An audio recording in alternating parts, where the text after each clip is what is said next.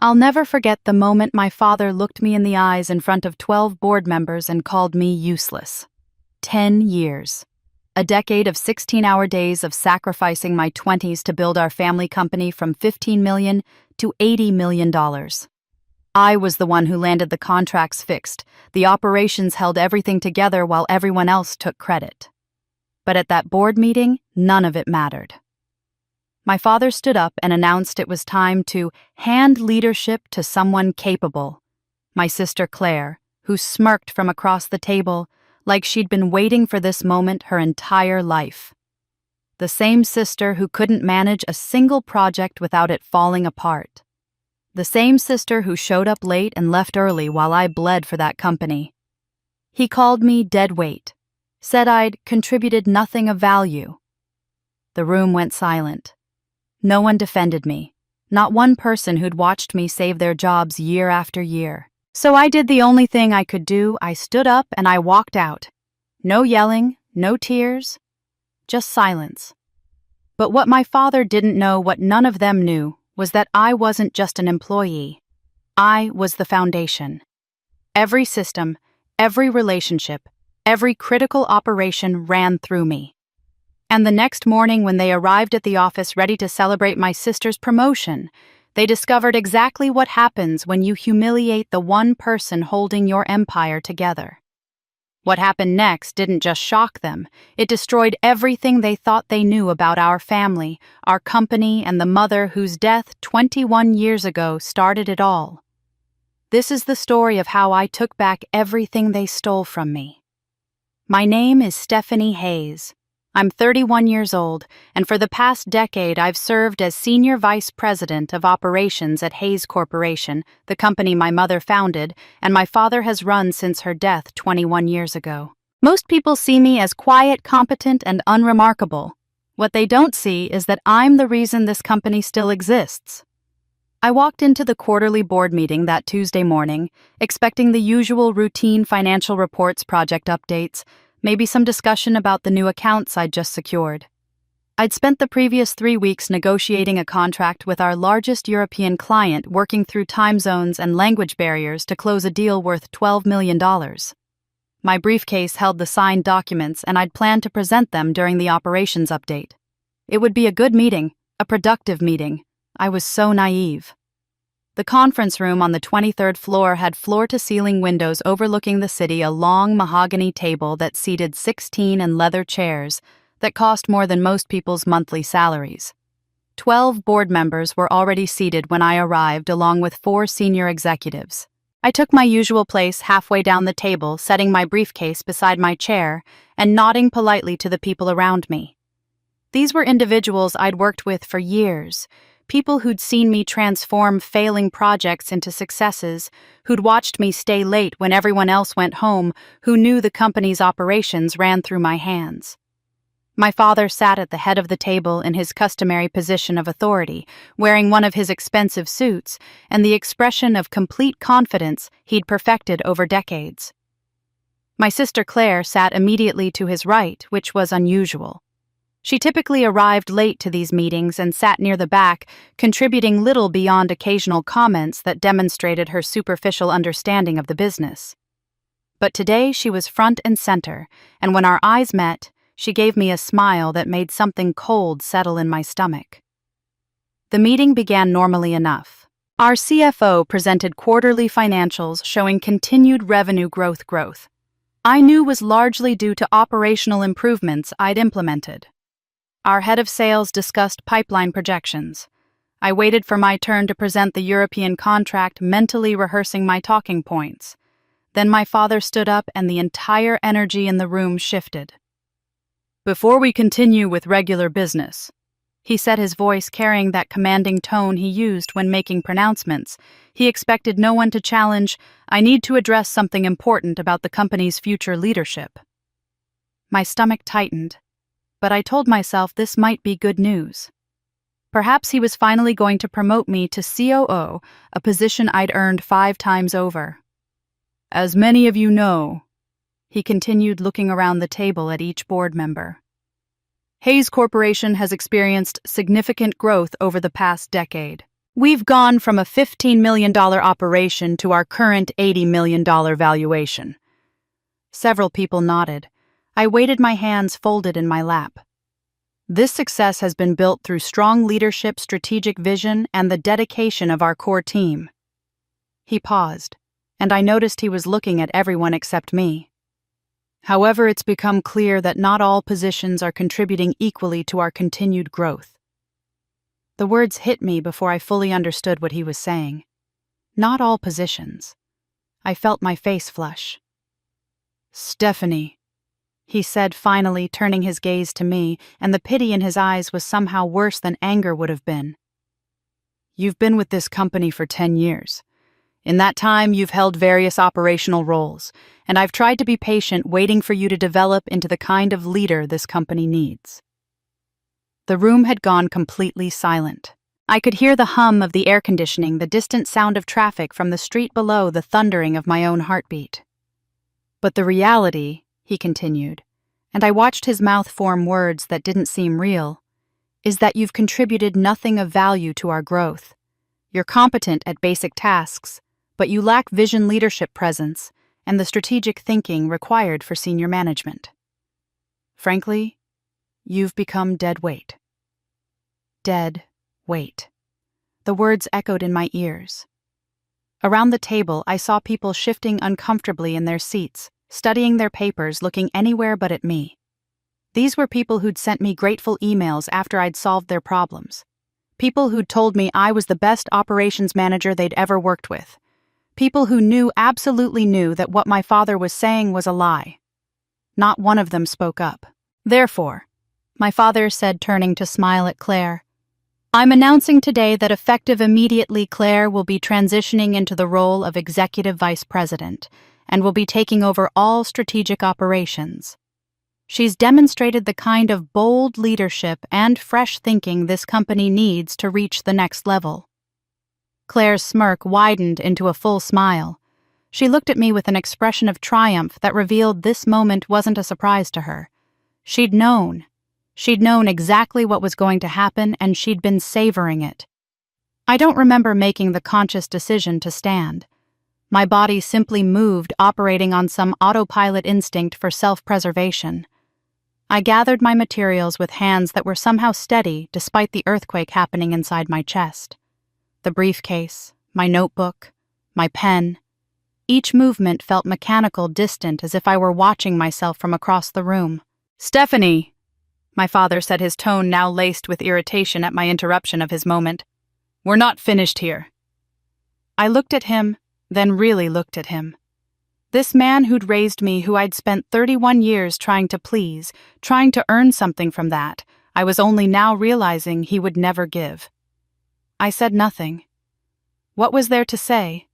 Any defense would sound like begging, and I'd rather die than beg this man for recognition he'd already decided I didn't deserve. I walked toward the door, each step feeling like it took an eternity. The silence in the room was suffocating. As I passed the middle of the table, I noticed Gerald Knox, the oldest board member, watching me with an expression that made me pause for just a fraction of a second. Gerald had been my mother's closest advisor before her death. He was 73 now, with weathered features and kind eyes that had always seemed to see more than he said. Unlike everyone else in the room, Gerald wasn't looking away. He was watching me with visible sorrow and something else, recognition maybe, or understanding. His face carried the weight of secrets I couldn't begin to guess at. As I drew level with his chair, I saw his hand trembling slightly as it gripped a pen. The tremor of an old man struggling with some internal conflict he couldn't voice. Then so quickly I almost missed it. Gerald's hand moved. He pressed something into my palm as I passed a folded piece of paper, the transfer so subtle that no one else would have noticed. His fingers were cold, and they squeezed mine for just an instant, a gesture that felt like both apology and encouragement. I didn't look at the note. I closed my fist around it and kept walking. Out of the conference room, down the hallway where my heels clicked against marble floors. Past the elevators where employees I'd worked beside for years suddenly found their phones fascinating.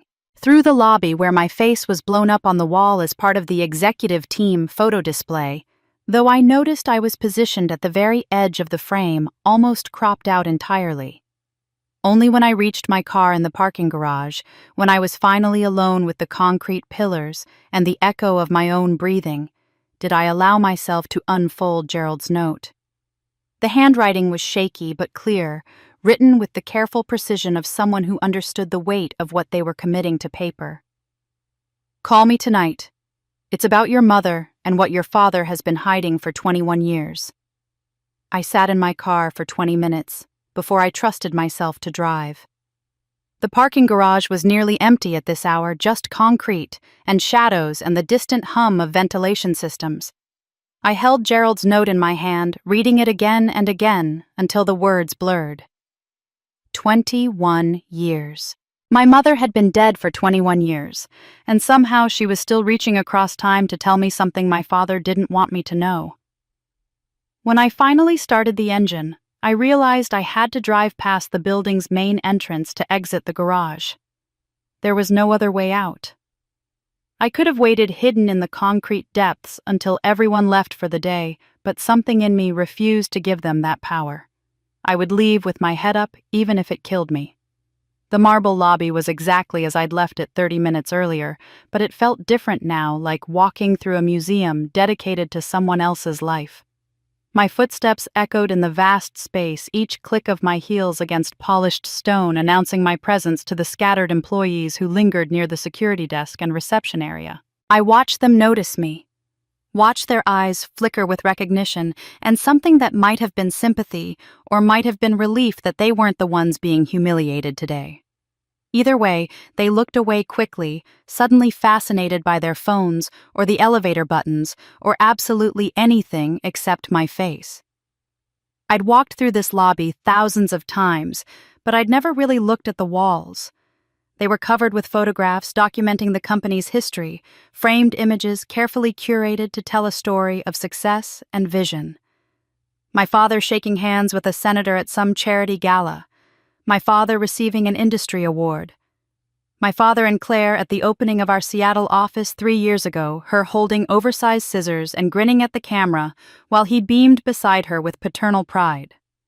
There were at least 30 photographs on those walls, maybe more, chronicling 2 decades of achievement and growth. I appeared in exactly 2 of them. In one, I was barely visible in the background of a company anniversary photo, my face partially obscured by someone's shoulder. In the other, I stood at the edge of a group shot from some corporate retreat positioned so far to the side that half my body was cut off by the frame. Even in the visual record of this company's existence, I'd been erased, cropped out, rendered invisible. The lobby doors finally released me into afternoon sunlight that felt too bright, too ordinary for a day when my entire world had shifted on its axis. I made it to my car before the tears came hot and furious and unstoppable. I gripped the steering wheel and let them fall. Let myself shake with the force of emotions I'd been holding back since my father first said the words dead weight. Sitting there in that parking garage with tears running down my face, I was suddenly 10 years old again. It was my father's 45th birthday party, held at our house with catered food and champagne for the adults and sparkling cider for us kids. Claire had performed a piano piece she'd been learning for all of 3 weeks, a simple arrangement of Für Elise that she fumbled through with multiple mistakes. When she finished, my father stood up and applauded like she'd just performed at Carnegie Hall. He gave a speech about her extraordinary musical talent and dedication to excellence that lasted so long I thought he'd never stop. He talked about being proud about watching her grow, about seeing greatness in her future. That same week, I'd won the State Academic Achievement Award for mathematics. I was one of only 5 students in the entire state selected that year. The principal had called our house personally to deliver the news. I'd brought the certificate home framed and official with a gold seal and shown it to my father at dinner.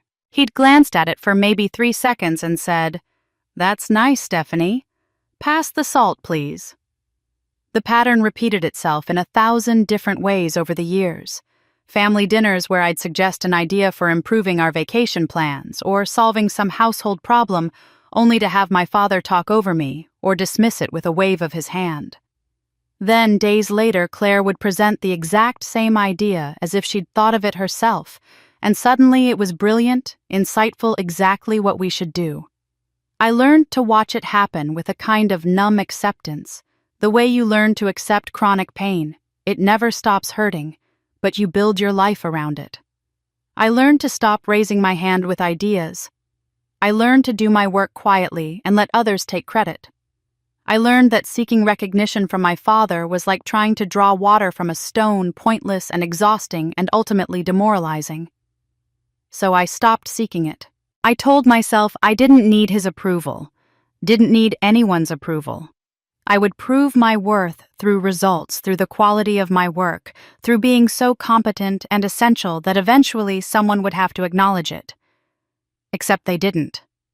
Or they wouldn't. And today, in front of 12 people who knew better, my father had confirmed what some wounded part of me had always feared, that no amount of work, no level of achievement, no demonstration of value would ever be enough to make him see me. The drive home passed in a blur.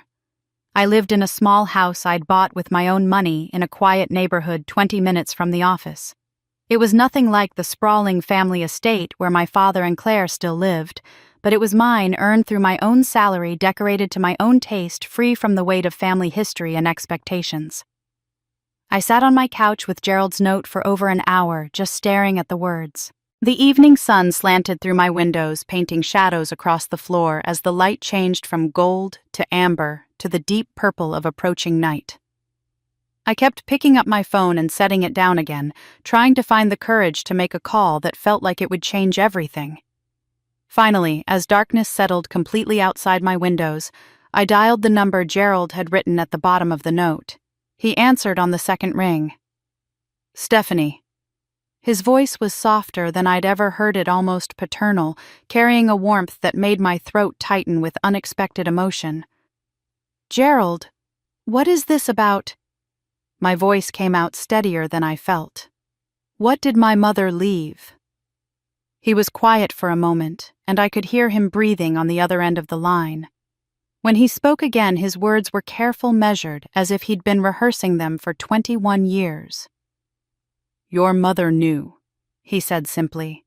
She knew what your father would become after she was gone. She knew he would try to erase her contributions, rewrite the company's history, and eventually do the same to you. She saw it coming, Stephanie, and she left you the evidence to fight back. My hands were shaking. What kind of evidence? Documents, letters, financial records, meeting minutes from the company's founding. Proof of who really built Hayes Corporation and whose vision made it what it became. His voice dropped to barely above a whisper. Your mother left you the truth about everything, including what the company really is and who built it. We need to meet tomorrow, alone.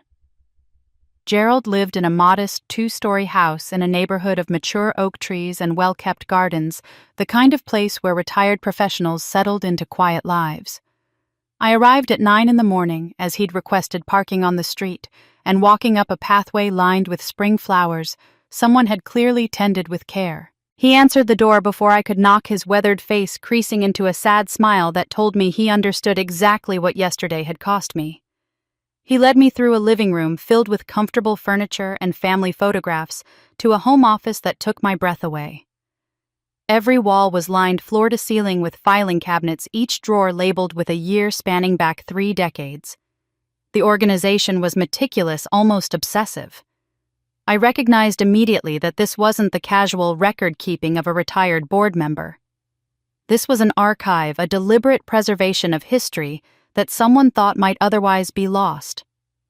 I've kept everything, Gerald said quietly, watching me take in the scope of what he'd maintained. Every document, every memo, every piece of correspondence related to Hayes Corporation since its founding. Your mother asked me to, and after she died, I understood why. He moved to a locked cabinet in the corner, one I noticed had no year label like the others. His hands shook slightly as he worked the combination lock, and I found myself holding my breath as the door swung open. Inside, centered on an otherwise empty shelf, sat a single worn leather folder. Even from several feet away, I could see the initials embossed in gold on the cover. EAH. Elizabeth Ann Hayes. My mother. I was her closest confidant, Gerald said, lifting the folder with a reverence that made my chest ache. The only person she trusted completely during those final years when she knew she was running out of time. She was brilliant, Stephanie. Not just intelligent, but visionary in a way your father never understood or appreciated. She saw possibilities where others saw obstacles. She built systems that anticipated problems before they arose, and she operated from a foundation of ethics that made her beloved by everyone who worked with her. He set the folder on his desk but didn't open it yet. His eyes met mine with an intensity I'd rarely seen in the measured, careful man I'd known for years. Those same qualities also made her a threat, he continued, to people who valued quarterly profits over long-term sustainability, to people who saw ethics as obstacles to be circumvented rather than principles to be honored. Your mother was too good, too principled, too competent, and when she became sick, certain people saw an opportunity. My mouth had gone dry. My father. Among others. Gerald opened the folder, revealing stacks of documents organized with the same meticulous care as his filing cabinets. But first, I need you to understand what Hayes Corporation really is and who actually built it. The first document he showed me was a patent application from 33 years ago. The technology described was the foundation of the company's core product line, the innovation that had launched Hayes Corporation from startup to industry contender. My mother's signature covered the bottom of the page along with another name I didn't recognize, James Hale. My father's signature appeared nowhere on the document. Gerald laid out more papers, creating a timeline across his desk. Board meeting minutes with my mother's handwriting filling the margins, notes so detailed and insightful they read like a masterclass in business strategy. Financial projections in her precise script showing calculations and analyses that had guided the company through its vulnerable early years. Correspondence with partners and clients where her voice was clear and authoritative, making decisions and solving problems with a competence that radiated from every page. In contrast, my father's contributions appeared minimal. His name showed up on documents related to networking events, public relations, and social functions. He was the face of the company, the schmoozer, the man who could work a room and make connections. But the substance, the vision, the actual business of building a successful company belonged entirely to my mother. After she died, Gerald said, his voice heavy with old anger, your father began systematically rewriting this history. He filed amended documents with the patent office, claiming sole inventor status based on technicalities. He had official company histories rewritten to minimize Elizabeth's role or erase it entirely. He gave interviews where he described the company's founding as his vision, his innovation, his entrepreneurial genius. And because your mother wasn't there to contradict him, and because people like me stayed silent out of fear or misplaced loyalty, his version became the accepted truth. I stared at the documents spread before me, each one a piece of evidence proving that everything I'd been told about my family's company was a lie. The company my father claimed to have built with his own brilliance had actually been my mother's creation. The vision he took credit for had been hers. The foundation he stood on had been constructed by her hands, her mind, her tireless work. Why didn't you tell anyone? I asked, hearing the accusation in my own voice. Why did you let him steal her legacy? Gerald's face crumpled with shame. Because I was a coward. Because I told myself it didn't matter that the company surviving was what Elizabeth would have wanted, that protecting you from conflict was more important than protecting her reputation. I made 1,000 excuses for my silence, and every single one of them was a betrayal of the woman who trusted me. His hands trembled as he reached for the last item in the folder. But she knew. She knew I might not be strong enough to fight your father directly, so she left this for you instead. It was a sealed envelope, yellowed slightly with age but carefully preserved. My name was written across the front in my mother's elegant handwriting, the kind of penmanship they don't teach anymore. The date in the corner made my heart stutter. 5 days before she died. She told me to give this to you only when you truly needed it, Gerald said softly. When the betrayal became unbearable. When you were ready to understand the full truth and strong enough to do something about it.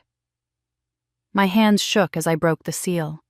The letter inside was written on cream-colored stationery, several pages covered in my mother's careful script. I recognized her handwriting from childhood birthday cards and the few notes she'd left around our house before she got too sick to write. Seeing it again after so many years felt like being visited by a ghost. The letter began with words that broke me. My dearest Stephanie, if you're reading this, then I am gone and the things I feared have come to pass. She wrote about knowing she was dying, about the cancer that had returned with a viciousness that no treatment could stop. She wrote about watching a woman named Marilyn circling our family like a predator, seeing the calculation in her eyes, and understanding the threat she posed but being too weak to stop it. She wrote about my father's weakness, his need for validation, his tendency to choose comfort over truth. And she wrote about me, about the daughter she would leave behind only 10 years old, and too young to understand what was being stolen from her. She predicted I would grow up underestimated and overlooked, pushed to the margins of my own family, dismissed and diminished by people who feared what I might become if I ever recognized my own worth. But then her words shifted into something that made tears stream down my face. She wrote that this suffering had a purpose, that being underestimated would forge me into someone with resilience they could never break. That being overlooked would teach me to see clearly when others were blinded by their own egos.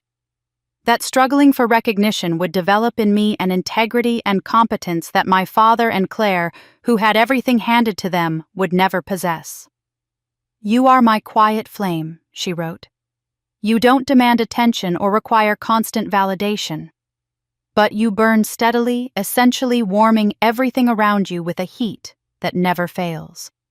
They will overlook you because they don't understand that quiet strength is the most powerful kind. But I know. I see you, my daughter, even from beyond death. And I believe in who you will become. The final paragraph blurred as I read it through tears. When the time comes to reclaim what is yours, remember you are not just my daughter. You are my legacy, my vindication, and the only one capable of finishing what I started.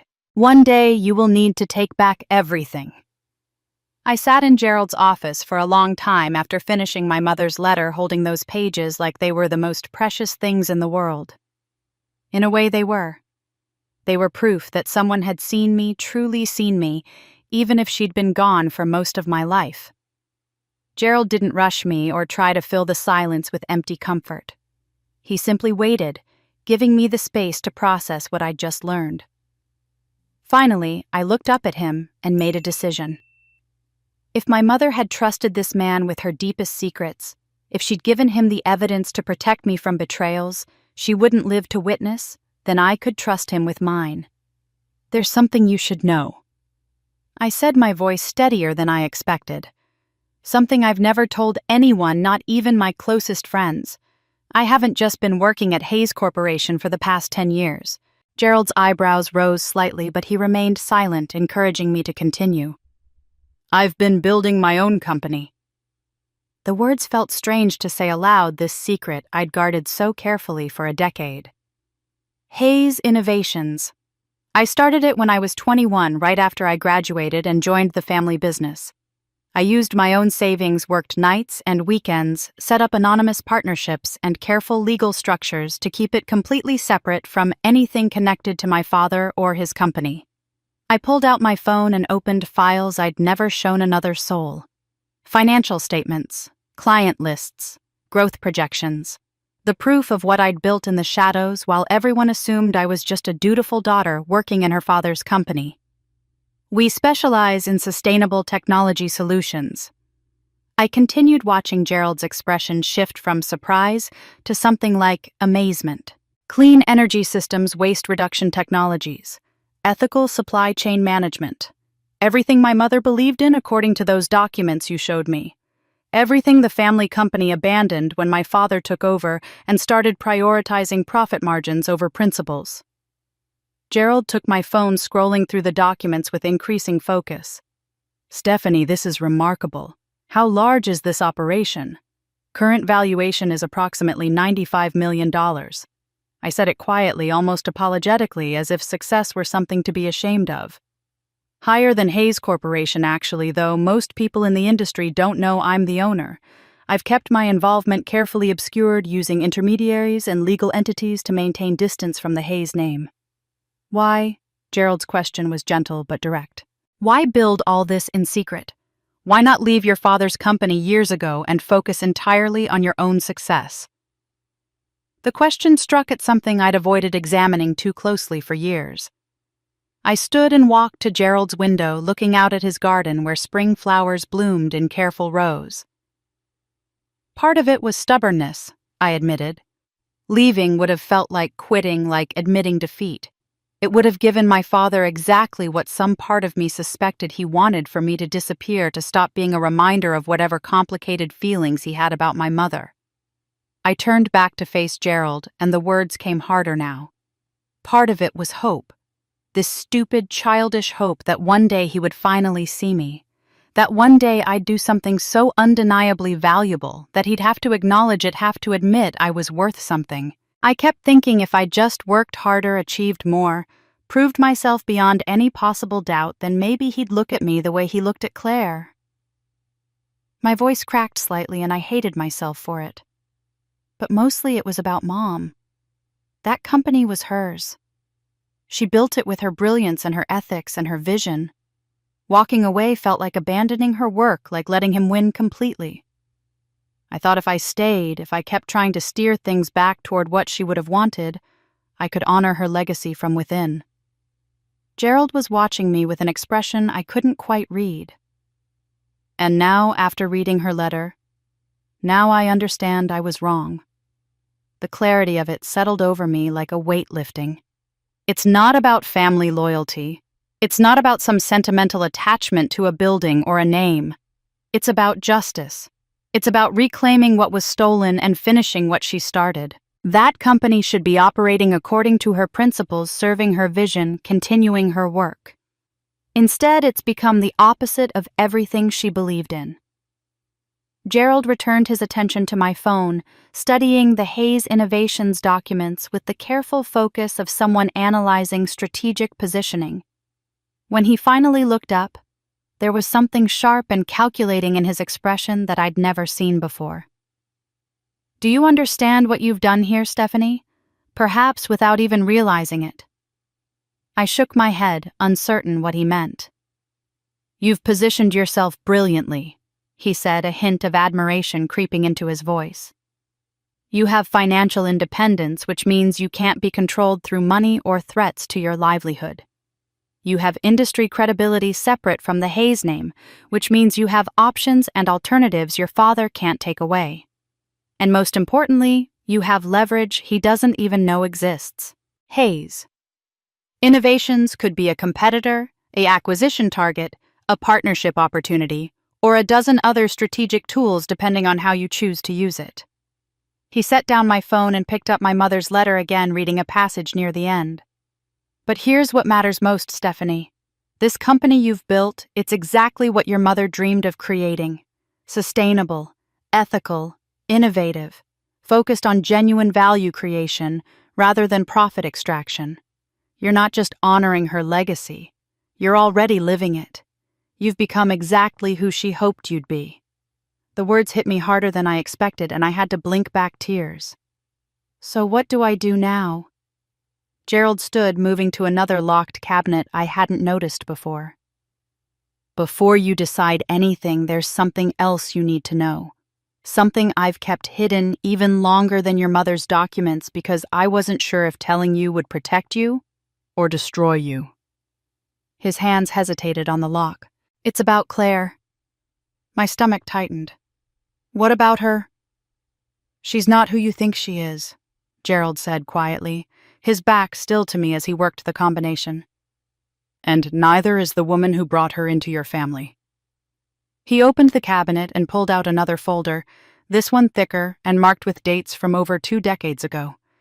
When he turned to face me, his expression was grave.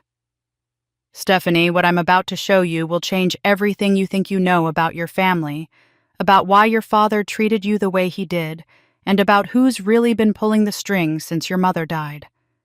He placed the folder on the desk between us. "Claire isn't your sister. Not biologically. She never was." The words didn't make sense at first. Not biologically. I stared at Gerald, waiting for him to explain that I'd misunderstood, that he meant something else. But he was already opening the new folder, laying out documents that would rewrite my entire childhood. Adoption papers. Official legal, stamped with state seals and dated 21 years ago. 3 months after my mother's death. Claire Marie Voss, born to Marilyn Catherine Voss, adopted by Robert James Hayes. My father's signature was bold and confident at the bottom of the page. My mother's name appeared nowhere. "I had my suspicions from the beginning." Gerald said, his voice tight with old anger. "The timing was too convenient. Your father announced Claire's adoption at a board meeting 6 months after your mother's funeral, presenting it as a generous act of giving you a sister, giving a motherless child a home. But something felt wrong, so I hired a private investigator." He showed me the DNA test results Next conducted when Claire was 7 and I was 12. Definitive proof that Claire and I shared no biological connection whatsoever. My hands trembled as I held the paper, thinking of all the times people had commented on how different we were, how we didn't look alike, how our personalities were nothing alike. Everyone had assumed it was just normal sibling variation. No one had suspected the truth. "Who is Marilyn Voss?" I asked, though some part of me already knew the answer would be devastating. Gerald pulled out a series of photographs, old company pictures from Hayes Corporation's early years. They showed office parties, corporate events, team meetings from when my mother was still alive. In each one, I could find her. If I looked carefully, a woman in her late 20s, attractive in a calculated way, always positioned somewhere in the background, always watching. "She worked as an administrative assistant," Gerald explained. "Low-level position, nothing that would draw attention. But she was strategic about where she placed herself. She volunteered for projects that put her in contact with your father. She stayed late when he stayed late.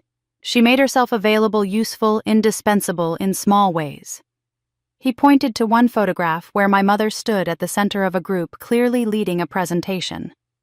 In the far corner, barely in frame, Marilyn stood watching. But she wasn't looking at my mother or the presentation. Her eyes were fixed entirely on my father. "Your mother noticed," Gerald said quietly. "She mentioned it to me once about a year before she got sick. Said there was a woman at the office who made her uncomfortable, who seemed too interested in her husband. But she was busy running the company, and your father dismissed her concerns as paranoid. He said Marilyn was just an eager employee trying to impress her bosses." I thought about my mother, brilliant and dying, watching this woman circle her family while being too weak to stop it. The image made me sick. "After your mother died, Marilyn moved quickly," Gerald continued. "She was at the funeral offering comfort. She started visiting your father at home, bringing meals, helping with arrangements, positioning herself as a support system during his grief.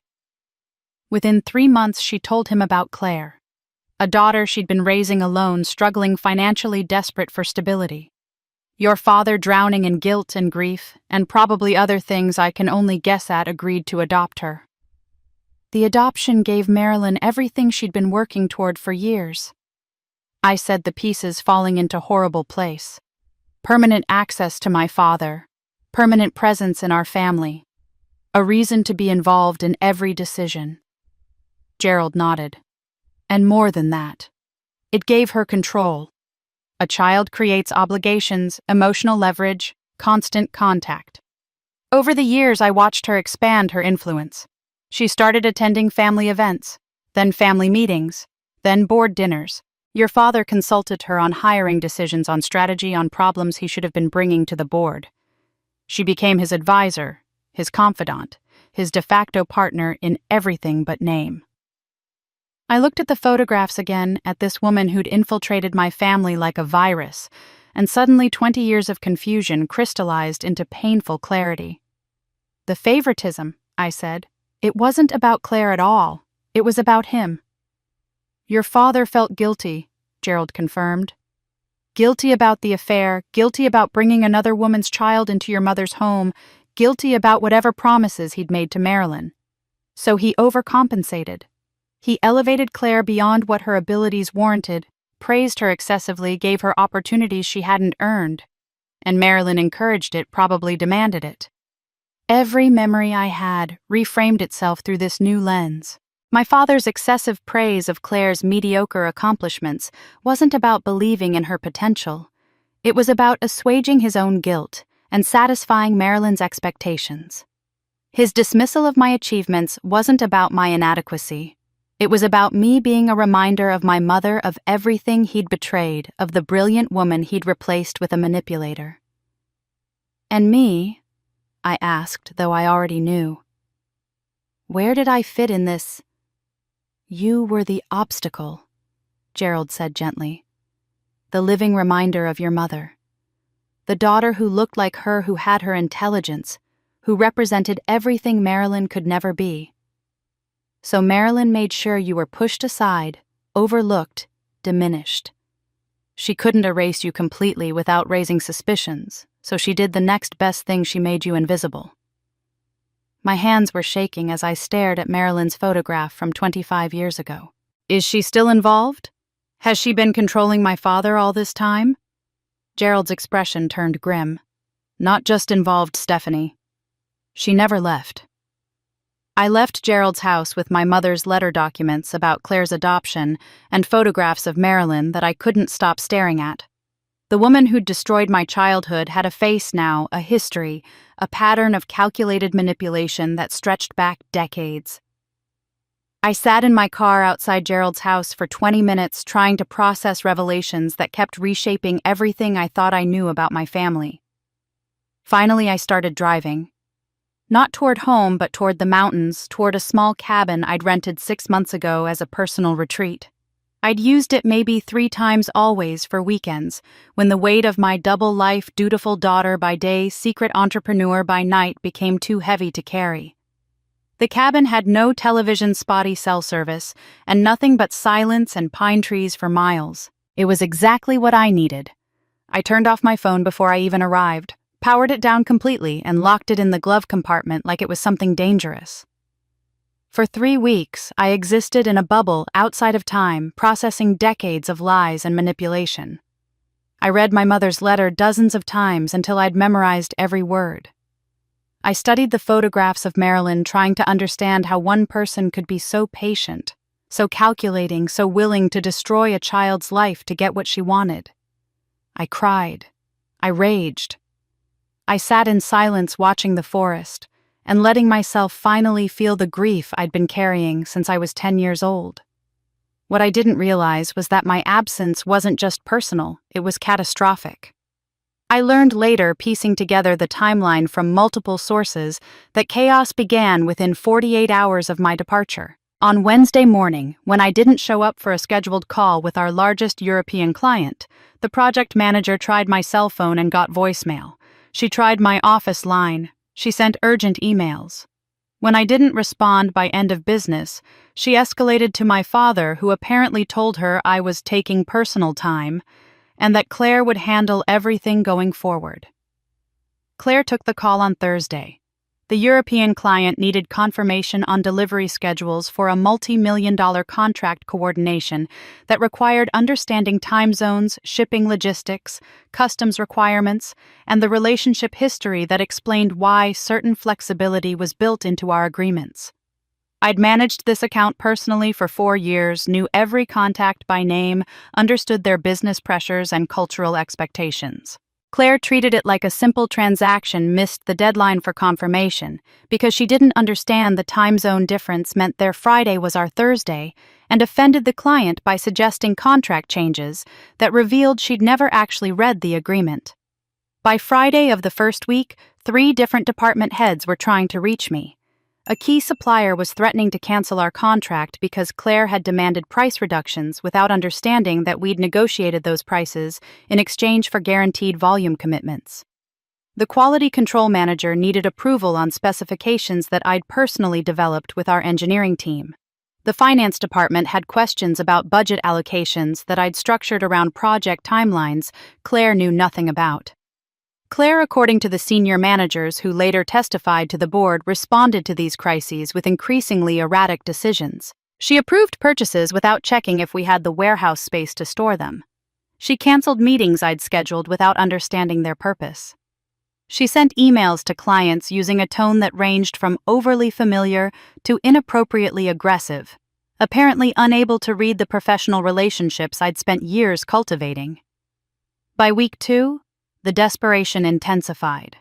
Senior employees were calling my cell phone hourly, leaving voicemails that shifted from confused to worried to panicked. Board members tried to reach me through official channels.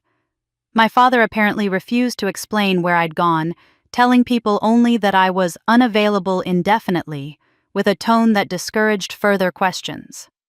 Claire issued a company-wide memo announcing her new role as Executive Vice President of Operations, outlining changes she planned to implement immediately. The memo revealed she understood nothing about how the company actually functioned. She proposed reorganizing departments in ways that would destroy essential communication channels. She suggested cutting relationships with suppliers who were actually critical to our production chain. She mandated new approval processes that would add weeks to decisions that needed to happen in days. The company, which had looked stable and successful on paper, revealed itself to be entirely dependent on systems and relationships I'd built and maintained personally. Without me, it was a house of cards in a windstorm. Week 3 brought the collapse I hadn't intended but probably should have predicted. Tech Vision Industries. Our largest client, accounting for 30% of our annual revenue, terminated their contract. Their CEO, Daniel Morrison, called an emergency board meeting and appeared via video conference to explain his decision personally. I wasn't there, obviously, but Gerald attended and told me later what Daniel said, that he'd worked with Hayes Corporation for 6 years, solely because of Stephanie Hayes's competence and integrity. That she was the only person who understood their business needs deeply enough to deliver actual solutions rather than generic products. That in 3 weeks of working with Claire, he'd seen enough incompetence and unprofessionalism to know the company could no longer be trusted with their business. Then Daniel mentioned something that apparently made the entire board go silent. Hayes Innovations had approached him with a proposal for sustainable technology solutions that exceeded anything Hayes Corporation had ever offered. The proposal was brilliant, innovative, and priced competitively. He'd signed with them that morning. The board realized in that moment that I had an entire company they knew nothing about, that I'd been building something while they dismissed me as dead weight, that the woman they'd humiliated had options they'd never imagined. More clients started calling. Not to place orders, but to ask where Stephanie Hayes had gone and whether they should be concerned about the company's stability. Industry rumors spread through professional networks about internal chaos at Hayes Corporation, management incompetence, and a mysterious disappearance of their only competent executive. The stock price began declining. Not catastrophically, not yet, but enough that investors started asking questions. Enough that board members who'd sat silent during my humiliation started wondering if they'd made a terrible mistake. On day 21, my father received a certified letter at his office. Inside was a formal acquisition proposal from Hayes Innovations offering to purchase Hayes Corporation for 35 cents on the dollar of its current valuation. The letter was professionally written, legally precise, and devastating in its implications. It laid out Hayes Corporation's declining client base, operational instability, and leadership incompetence as justification for the low offer. Gerald told me later that when my father finished reading, he collapsed at his desk, his face gray with shock. For the first time in his life, he understood what he'd lost. I returned from the cabin on day 22, not because I felt ready, but because I'd run out of food and solitude couldn't answer the questions still burning in my mind. I turned my phone back on to find 217 missed calls, 63 voicemails, and an inbox so full of urgent emails that my phone took 5 minutes just to download them all. I ignored all of it except one message from Gerald marked urgent, asking me to call him immediately. "There's someone who wants to meet you," Gerald said when I called. "Marcus Hale. He's been making waves while you were gone." The name meant nothing to me. Who? CEO of Hale Technologies. Major competitor in your industry. He gave an interview to Business Insider 3 days ago that's been causing quite a stir. Gerald paused, and I could hear him pulling up something on his computer. I'm going to read you what he said. Quote, "I've watched Hayes Corporation's recent leadership transition with concern. When a company pushes aside its most competent executive in favor of someone with no operational experience, it signals that ego has replaced competence in the decision-making process. The wrong daughter has been sidelined, and true innovation dies when politics trumps merit." End quote. I sat down hard on my couch. He said that publicly. It went viral in business circles within hours. Shareholders started demanding emergency board meetings. Industry analysts began publishing pieces questioning your father's judgment. The stock dropped another 8%. Gerald's voice carried a note of satisfaction. "Your father is furious, but there's nothing he can do. Marcus Hale has a spotless reputation and his company is worth 3 times what Hayes Corporation is. When he speaks, people listen." Why would he defend me? I've never even met the man. That's what he wants to explain to you in person. But Stephanie, there's something you need to understand first. Marcus Hale isn't a stranger to your family. His father, James Hale, was your mother's original business partner. The revelation hit me like cold water. What? Gerald's explanation came slowly, carefully, like he was opening an old wound he'd hoped would stay buried. James Hale and my mother had founded Hayes Corporation together 33 years ago. They'd developed the core technology as a team, James handling the engineering brilliance, my mother providing the business strategy and vision that turned innovation into commercial success. The partnership had been extraordinary, built on mutual respect and complementary skills. But my father had been threatened by it from the beginning. He'd married my mother when the company was just forming, expecting to be part of something significant, only to discover that his wife and her partner were the true visionaries, while he was relegated to networking and public relations. His jealousy festered for years, Gerald explained, until my mother's first cancer diagnosis gave him an opportunity. While my mother fought through treatments and temporary remission, my father systematically undermined James Hale. He forged documents suggesting James had been embezzling company funds. He manipulated board members into questioning James's judgment.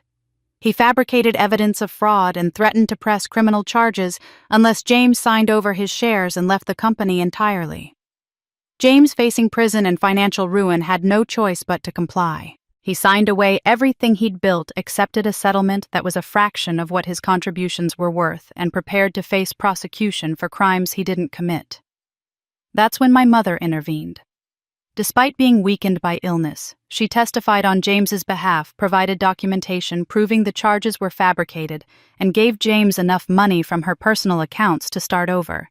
She saved him from prison, but she couldn't give him back what my father had stolen: the company they'd built together, the technology James had helped create, the legacy that should have borne both their names. James rebuilt his career from scratch, Gerald continued. Started a new company with the money your mother gave him. He told Marcus everything, before he died 5 years ago, the whole story of the partnership, the betrayal, and how Elizabeth Hayes saved him when she had no obligation to do so. Marcus has been watching your family ever since, waiting for the right moment. And my humiliation at the board meeting was that moment. He recognized your mother's brilliance in your work, Gerald said. He's been tracking Hayes innovations for the past 2 years, impressed by the innovation and ethics driving the company.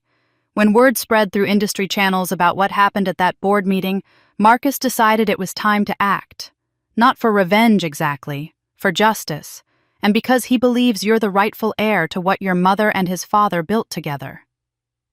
I tried to process this new layer of family history, this connection to a man I'd never met whose father had been erased from company records, just like my mother's contributions had been buried. Does he know about Hayes Innovations, that I own it? He does now, I told him. He wants to meet with you, discuss possibilities for how you might work together. But Stephanie, you need to understand, Marcus is motivated by honoring his father's memory, but he's also a businessman. A He sees opportunity in your family company's current vulnerability. His interest in helping you is genuine, but it's not purely altruistic. I appreciated Gerald's honesty. After a lifetime of manipulation and hidden agendas, straightforward disclosure of mixed motivations felt refreshing. What does he want from me? He didn't say specifically, but he asked me to give you a message. Gerald paused and I heard papers rustling. He said, "I have something that belonged to your mother, a letter she gave my father days before she died, asking him to keep it safe until the time was right. That time is now. Tell Stephanie I'll be waiting." Another letter. Another piece of my mother reaching across 21 years of silence to guide me toward truths I desperately needed. I thought about the letter Gerald had given me, the one that had validated everything I'd felt, but couldn't articulate about my own worth and potential. What else had my mother left behind? What other secrets had she scattered among the people she trusted, waiting for the right moment to surface? Set up the meeting. I said, decision crystallizing with surprising clarity. I want to hear what Marcus Hale has to say, and I want to know what my mother told his father that was important enough to keep secret for 2 decades. Gerald was quiet for a moment. "Stephanie, before you meet with him, there's something else you should know. Marcus's interview wasn't just about defending you. He also made it clear that Hale Technologies is prepared to make moves in the market that will directly compete with Hayes Corporation's core business. He's applying pressure from the outside while your family's company collapses from within. When you meet him, remember that he's an ally, but he's also a strategist. Everything he does serves multiple purposes." "Good," I said, surprising myself with the hardness in my voice. "I'm tired of being the only person in my family who isn't playing chess while pretending to play checkers. If Marcus Hale wants to help me reclaim what's mine while also advancing his own interests, at least he's being honest about it. That's more than I can say for anyone else I'm related to." Gerald arranged the meeting for the following evening at a small Italian restaurant in a neighborhood where neither Marcus nor I would likely be recognized by business associates. I arrived 15 minutes early out of nervous habit and ordered water I didn't drink while watching the door. Marcus Hale walked in precisely on time, and I recognized him immediately from the photos I'd looked up online, tall, early 40s with the kind of quiet confidence that comes from building something significant, rather than inheriting it. He spotted me, nodded, and approached with a weathered leather portfolio tucked under his arm. The portfolio was clearly decades old, the kind of thing that predated our digital age and had been preserved with deliberate care. When he sat down across from me, his first words weren't about business or strategy. They were about my mother. "My father talked about Elizabeth Hayes until the day he died," Marcus said, his voice carrying genuine emotion. "He told me she was the most brilliant and decent person he ever knew. When he was facing prison for crimes your father fabricated when his entire career was being destroyed by lies, she stepped in and saved him. She didn't have to. She was fighting cancer, managing a company, raising a daughter. But she testified on his behalf, provided evidence that cleared his name, and gave him the money to start over." He opened the portfolio and pulled out several photographs I'd never seen. My mother, younger than I'd ever known her, standing beside a man I recognized as James Hale from the images I'd found online after Gerald told me his story.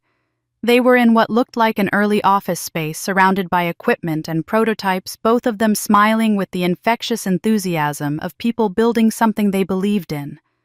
My mother's face radiated joy and passion, an expression I'd only seen in glimpses before her illness took hold. "They were an extraordinary team," Marcus continued, laying out more photos. "My father handled the engineering brilliance, the technical innovation that made the products possible. Your mother provided the business strategy, the vision that turned those innovations into commercial success. They complemented each other perfectly, built something remarkable together." I studied the photographs, seeing my mother as someone I'd never really known, vital, energized in her element. "My father erased all of this from company history." "He erased everything he could," Marcus confirmed. "But my father kept these pictures, kept the original partnership documents, the patent applications showing both their names, the correspondence proving their collaboration. He kept it all because he said someday the truth would matter." Marcus reached into the portfolio again and produced a sealed envelope that made my breath catch. The paper was yellowed with age but carefully preserved, and my mother's elegant handwriting addressed it simply, "For Stephanie Hayes, when the time is right." "My father kept this in a safety deposit box for 17 years, Marcus explained. "Before he died, he made me promise to deliver it if you ever needed leverage against your father's betrayal." When I heard what happened at that board meeting, I knew the time had come. My hands trembled as I broke the seal. Inside were several pages in my mother's handwriting dated just days before her death. The first paragraph made tears spring to my eyes. "My dearest Stephanie, if you are reading this letter, then the fears I carry have come to pass. By now you know about Marilyn Voss and her calculated infiltration of our family. You know that she seeks not love but control, not partnership but possession. You have likely suffered years of being marginalized, overlooked, treated as less than you are. This knowledge breaks my heart, but it does not surprise me." She wrote about watching Marilyn circle the family like a predator, about her suspicions that Marilyn had been having an affair with my father even before the cancer diagnosis. She described her fears about what would happen after her death, how Marilyn would use Claire as an anchor, how my father's weakness would make him vulnerable to manipulation, how I would grow up in a family designed to diminish me.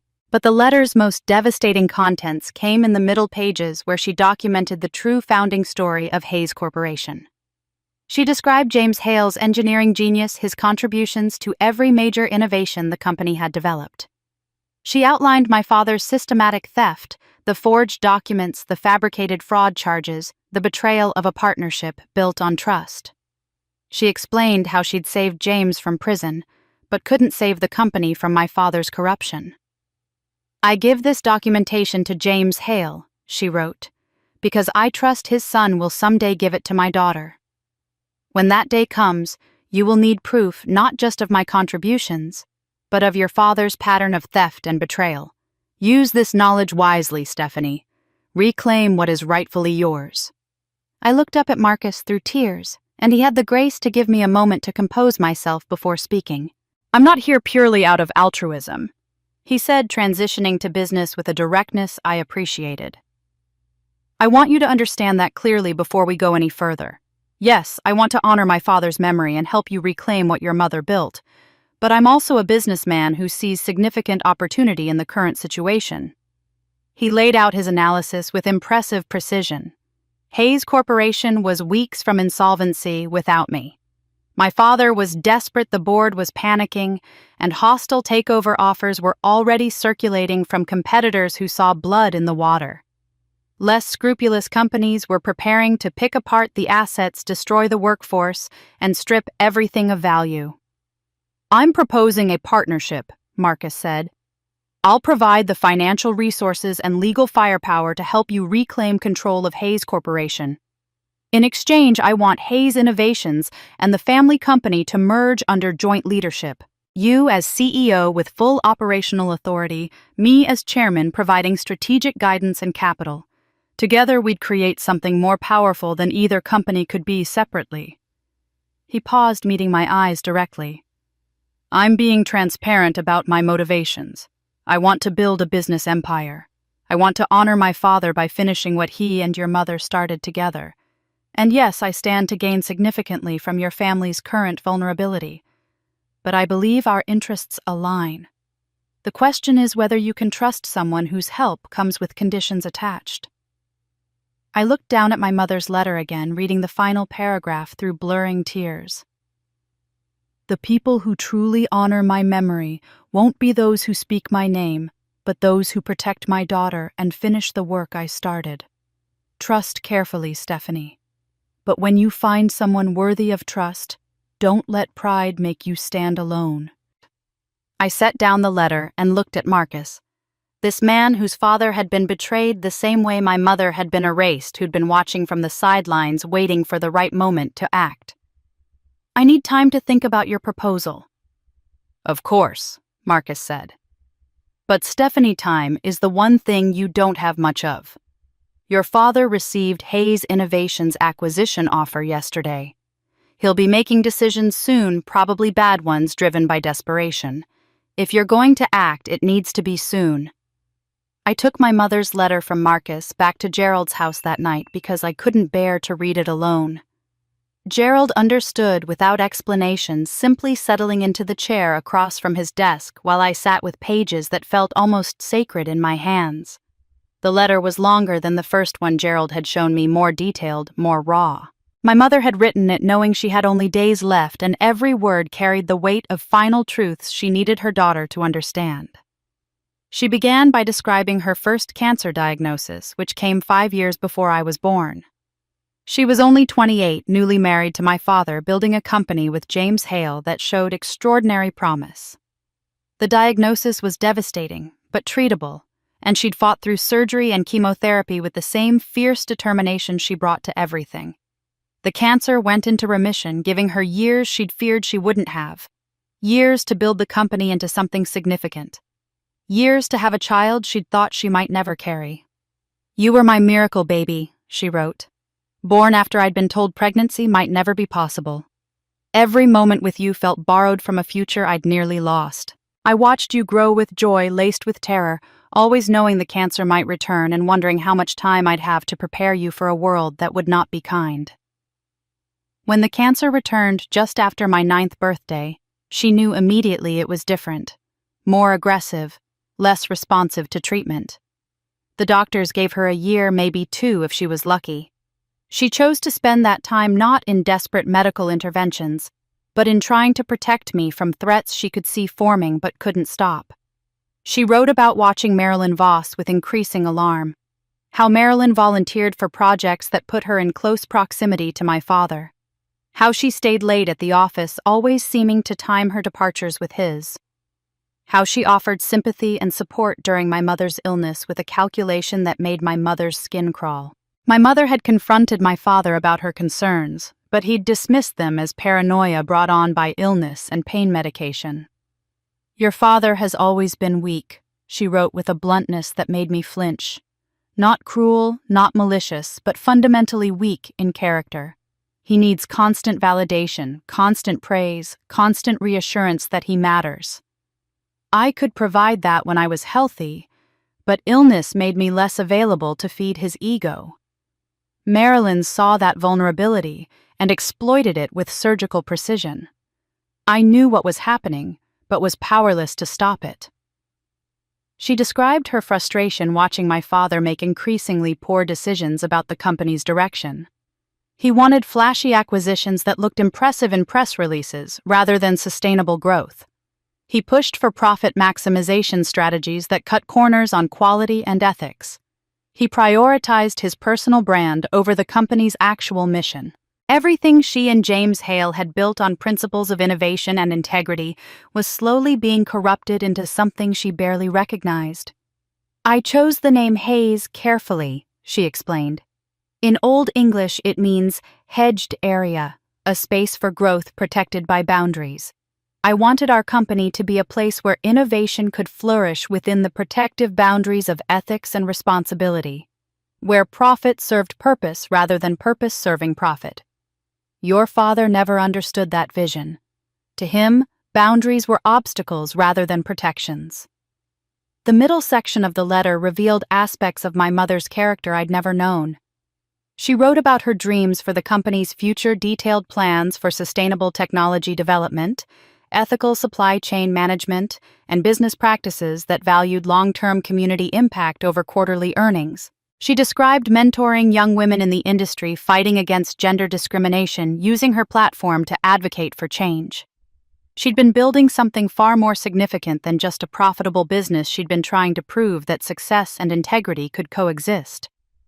Then the letter turned to me, and I had to stop reading several times to wipe my eyes. "My darling Stephanie, by the time you read this, you will have suffered. I know this with terrible certainty. You will have grown up overlooked, dismissed, treated as less than you are. Your father will elevate Claire or whoever Marilyn pushes forward, and you will be pushed to the margins of your own family. Every achievement will be minimized. Every contribution will be credited to others. You will feel invisible in your own life." She explained that she'd considered many ways to prevent this future. She could have divorced my father and taken me away, but she was too sick to manage single parenthood and feared what would happen to me if she died with no support system. She could have exposed the affair, but that would have destroyed the company and left me with nothing. She could have written my father out of her will entirely, but that would have triggered legal battles that might consume everything she'd built. Instead, she wrote, "I chose to trust in you, to believe that suffering would not break you, but forge you into something stronger than comfort ever could. You are my quiet flame, Stephanie. You don't demand attention or require constant validation, but you burn steadily, essentially warming everything around you with a heat that never fails. They will overlook you because they don't understand that quiet strength is the most powerful kind." She predicted that I would develop resilience from being underestimated integrity, from watching corruption up close, and compassion from understanding what it felt like to be invisible. She wrote that these qualities would make me a better leader than my father could ever be, because I would lead from competence and empathy rather than ego and insecurity. "When the time comes to reclaim what is yours, and that time will come, my darling, you will be ready, not because you were handed power, but because you earned wisdom. Not because you were born to privilege, but because you built character through struggle. You will understand what it means to be underestimated, and you will therefore never underestimate others. That understanding will be your greatest strength." The final paragraphs blurred through my tears. She wrote about watching me at 9 years old, already showing signs of the woman I would become. Quiet, but observant. Kind, but not weak. Capable of enduring without becoming bitter. She expressed her only regret that she wouldn't be there to see me reclaim my birthright, to watch me finish what she'd started to witness the moment when I finally stepped out of the shadows and into the light I'd always deserved. "I love you beyond words," she concluded, "and I trust you beyond measure. Take back everything, my brilliant daughter. You are ready." My hands were shaking so hard I nearly dropped the pages. Gerald sat in patient silence, giving me space to process emotions that felt too large for my body to contain. Finally, when I could breathe again, I noticed something else tucked in the envelope, a folded legal document I hadn't seen before. I pulled it out carefully, and my breath caught when I saw the embossed words at the top. "Last Will and Testament of Elizabeth Ann Hayes." Gerald leaned forward, his expression grave. "That's what your father has been hiding for 21 years. The will was dated exactly 1 week before my mother's death, executed with the formality of someone who knew her time was limited and wanted no ambiguity about her intentions. 3 witnesses had signed at the bottom, their names notarized and officially recorded. Gerald Knox, Catherine Hayes, my mother's sister, and James Hale Marcus's father. The 3 people she'd trusted most in the world had witnessed her final act of protecting me. I read the terms slowly, making sure I understood every legal phrase, every carefully constructed condition. The entire company, every share, every asset, every intellectual property right, every piece of Hayes Corporation was to transfer to me. Not to my father. Not split between us. All of it held in trust until I met one of 2 conditions, reaching age 35, or demonstrating the ability to build and sustain an independent business with annual revenue exceeding $10 million for at least 2 consecutive years, verified by certified financial audit. My father was named as trustee with explicit fiduciary responsibility to preserve and grow the company for my eventual ownership. He had no ownership rights himself. The will stated clearly that this structure was designed to protect me from manipulation, while ensuring I developed the strength and skills necessary to lead effectively. My mother had predicted that I would need time to grow into my power, time to build my own competence away from the shadow of her legacy. "I'm 31, I said, my voice sounding distant to my own ears. "And Hayes Innovations has exceeded $10 million in revenue for the past 3 years. "Which means you've met the conditions," Gerald confirmed quietly. "You are legally entitled to full ownership of Hayes Corporation right now." The implications crashed over me in waves. Every decision my father had made for the past 21 years had been with my assets. Every expansion, every acquisition, every salary he'd paid himself, every consulting fee he'd given Marilyn, all of it had been theft. He'd been spending my inheritance, corrupting my mother's company, destroying the legacy she'd built specifically for me. But immediately, another thought followed. This will is 21 years old. Wouldn't there be some kind of statute of limitations? Can it still be challenged after all this time? Gerald's expression shifted into something I'd rarely seen on his measured, careful face, satisfaction bordering on triumph. That's the question your father has been counting on you never asking. The question whose answer I've been protecting for 2 decades. He stood and moved to yet another locked cabinet in his meticulously organized office. The day after your mother's funeral, your father presented a different will to the probate court.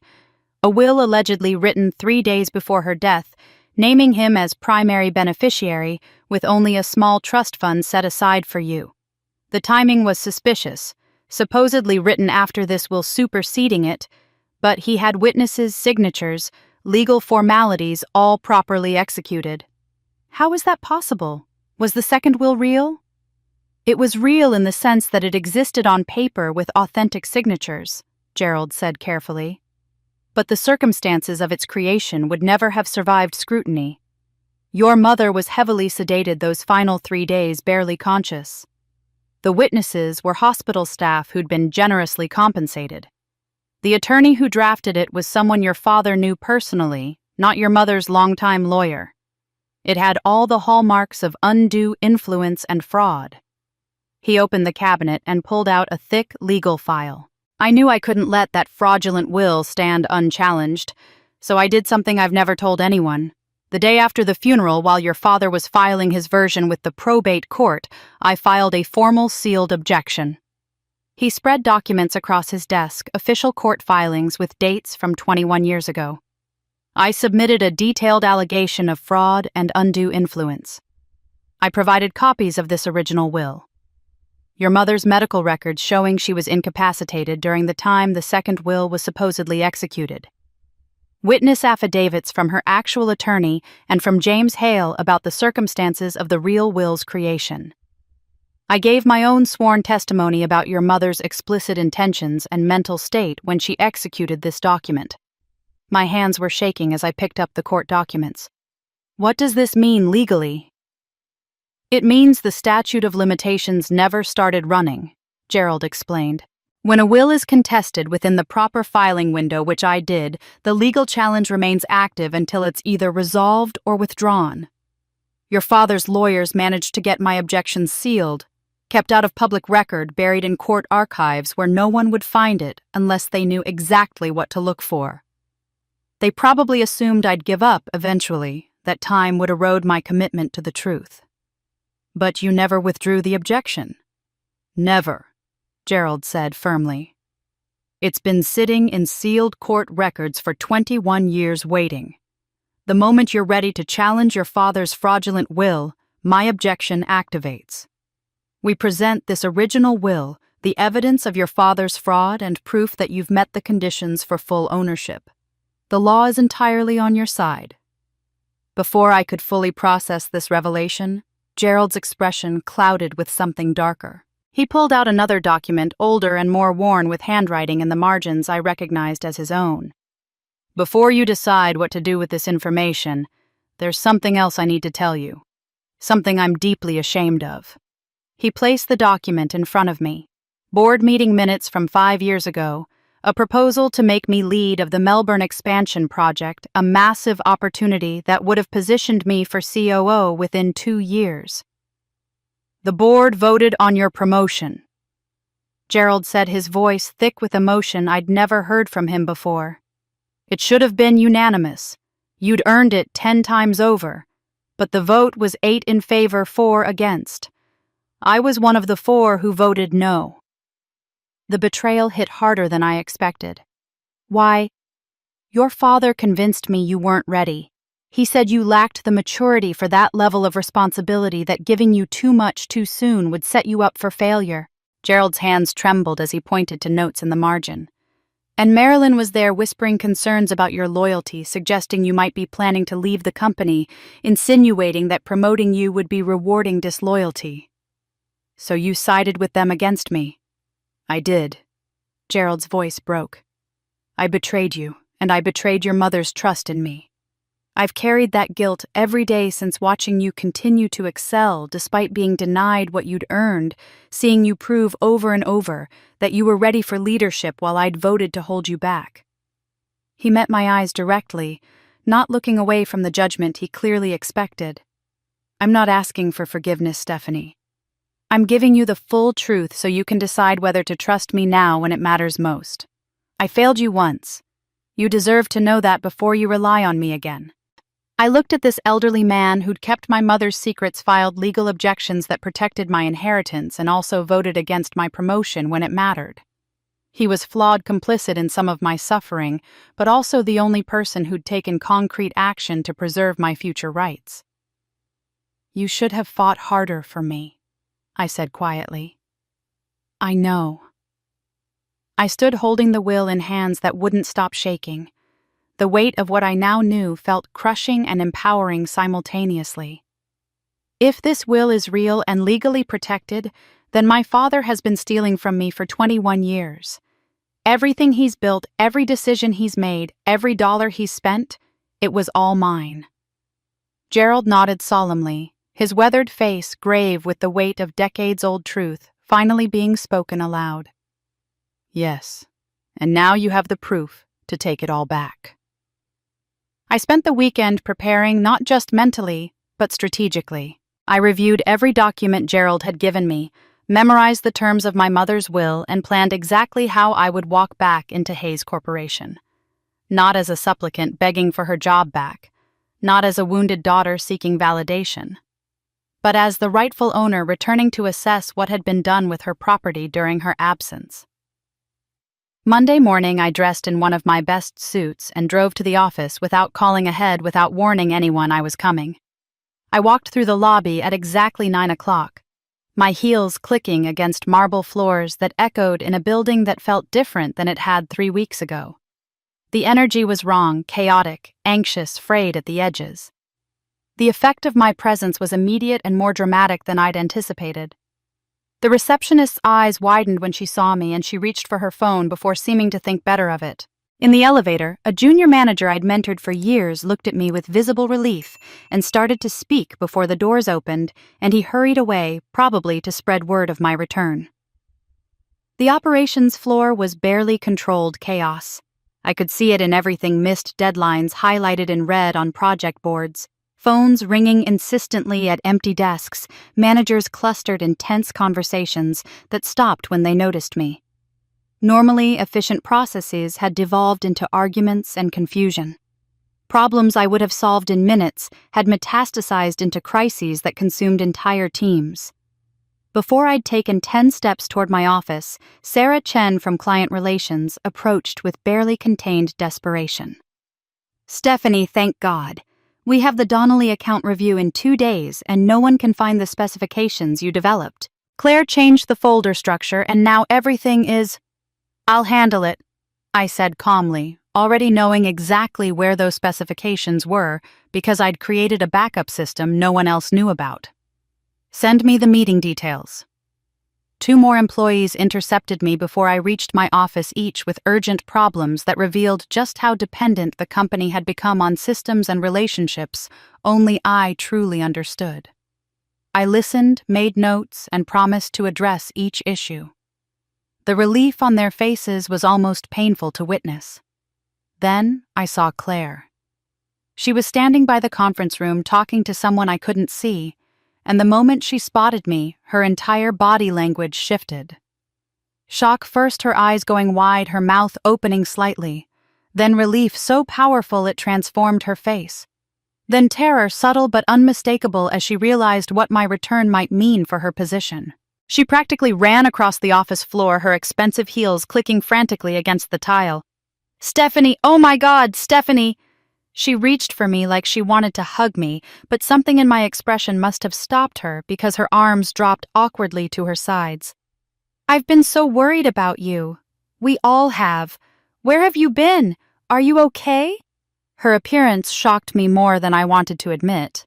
Claire had always been immaculately put together, her makeup perfect, her clothes designer labels carefully selected to project success and confidence.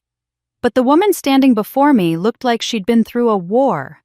Dark circles shadowed her eyes despite obvious attempts to conceal them with makeup. Her hair, normally styled with professional precision, was pulled back in a messy arrangement that suggested she'd given up caring. Even her clothes, though expensive, hung on her frame differently, as if she'd lost weight from stress. "I'm fine," I said, my voice cool and professional. "I'm here to assess the current situation." "We need to work together." Claire said the words tumbling out in a rush that revealed her panic. "As sisters. I know things have been challenging, but with both of us leading, we can turn this around. I've learned so much over the past few weeks, and I know now how valuable your contributions are. Dad was wrong to say those things at the board meeting. Everyone knows that now." I studied her face, seeing genuine fear beneath the babbling reassurances. She was terrified not of losing me as a sister, but of losing the position she'd proven catastrophically unqualified to hold. "I'll be in my office reviewing the operational status of all active projects," I said. "We can talk later if necessary." I walked past her without waiting for a response, and the relief of reaching my private office felt like finally being able to breathe after being underwater. I'd been in my chair for less than 20 minutes reviewing the disaster that had become of our project management system when my office door opened without a knock.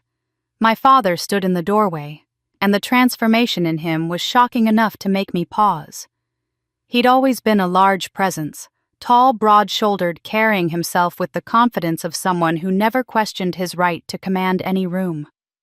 But the man before me looked diminished, almost shrunken. He'd lost weight, his expensive suit hanging loose on a frame that seemed to have collapsed inward. His face was gray with exhaustion. His eyes shadowed his usual commanding posture, replaced by something hunched and defeated. He closed the door behind him and stood there for a moment, not speaking, just looking at me with an expression I couldn't quite read. Then he moved to the chair across from my desk and sat down heavily, like the act of standing had become exhausting. "The board is threatening to remove me," he said, his voice lacking any of its usual authority. "3 of our largest clients have terminated their contracts. 2 more are demanding meetings to reassess the relationship. Our credit line is stressed. Suppliers are demanding payment up front because they don't trust our financial stability anymore." He paused, his hands trembling slightly as they gripped the armrests of the chair. "We're weeks away from bankruptcy without immediate intervention. Without you." I waited, saying nothing, watching him struggle with words that clearly cost him something to speak. "Perhaps I was too harsh at the board meeting," he said, the closest he'd come to an apology in my entire memory. "I didn't fully appreciate the scope of your contributions. The company's current difficulties have made clear that your operational knowledge is more extensive than I realized." It was masterful, really acknowledging the crisis while still framing his previous dismissal of me as merely lacking full appreciation rather than deliberate cruelty. He was asking for my help while still avoiding actual accountability for what he'd done. "You need to come back," he said, finally meeting my eyes directly. "Not as VP, as COO. Full operational authority. Whatever you need to stabilize the situation." I stood slowly, and he looked up at me with something in his expression I'd never seen before. Hope, maybe, or desperation masked as hope. I walked to the window, looking out at the city, feeling the weight of everything I now knew pressing against my chest. When I turned back to him, I kept my voice steady, quiet, filled with the cold clarity that came from finally understanding exactly who he was and what he'd done. "Before I make any decisions about this company's future, I need you to answer one question honestly. Where is the missing page of Mother's will?" The question hung in the air between us, and I watched my father's face cycle through denial, confusion, and finally something that looked like resignation. He stood slowly, his movements those of a man far older than his 56 years, and walked to his office door. "Come with me," he said quietly. His office was on the executive floor corner position with views of the city that were meant to impress visitors and remind everyone of his status. I'd been in this space countless times over the years, but I'd never really looked at it the way I did now with eyes opened by truth. The walls were a shrine to his ego photographs of himself shaking hands with senators and celebrities' awards bearing his name, framed magazine covers with headlines calling him a visionary and industry leader. There were at least 30 framed images documenting his supposed achievements. What was absent struck me harder than what was present. No photographs of my mother. Not a single image of the woman who'd actually built this company whose brilliance had created everything he now claimed as his own legacy. There were exactly 2 photos of me, both from childhood, one at maybe age 7, another at 12. Both positioned in corners where they could be easily overlooked. And there were dozens of Claire at various ages prominently displayed documenting her life in a way mine had never been. I walked to his massive desk and my eyes fell on the nameplate sitting at its center. Robert J. Hayes, CEO.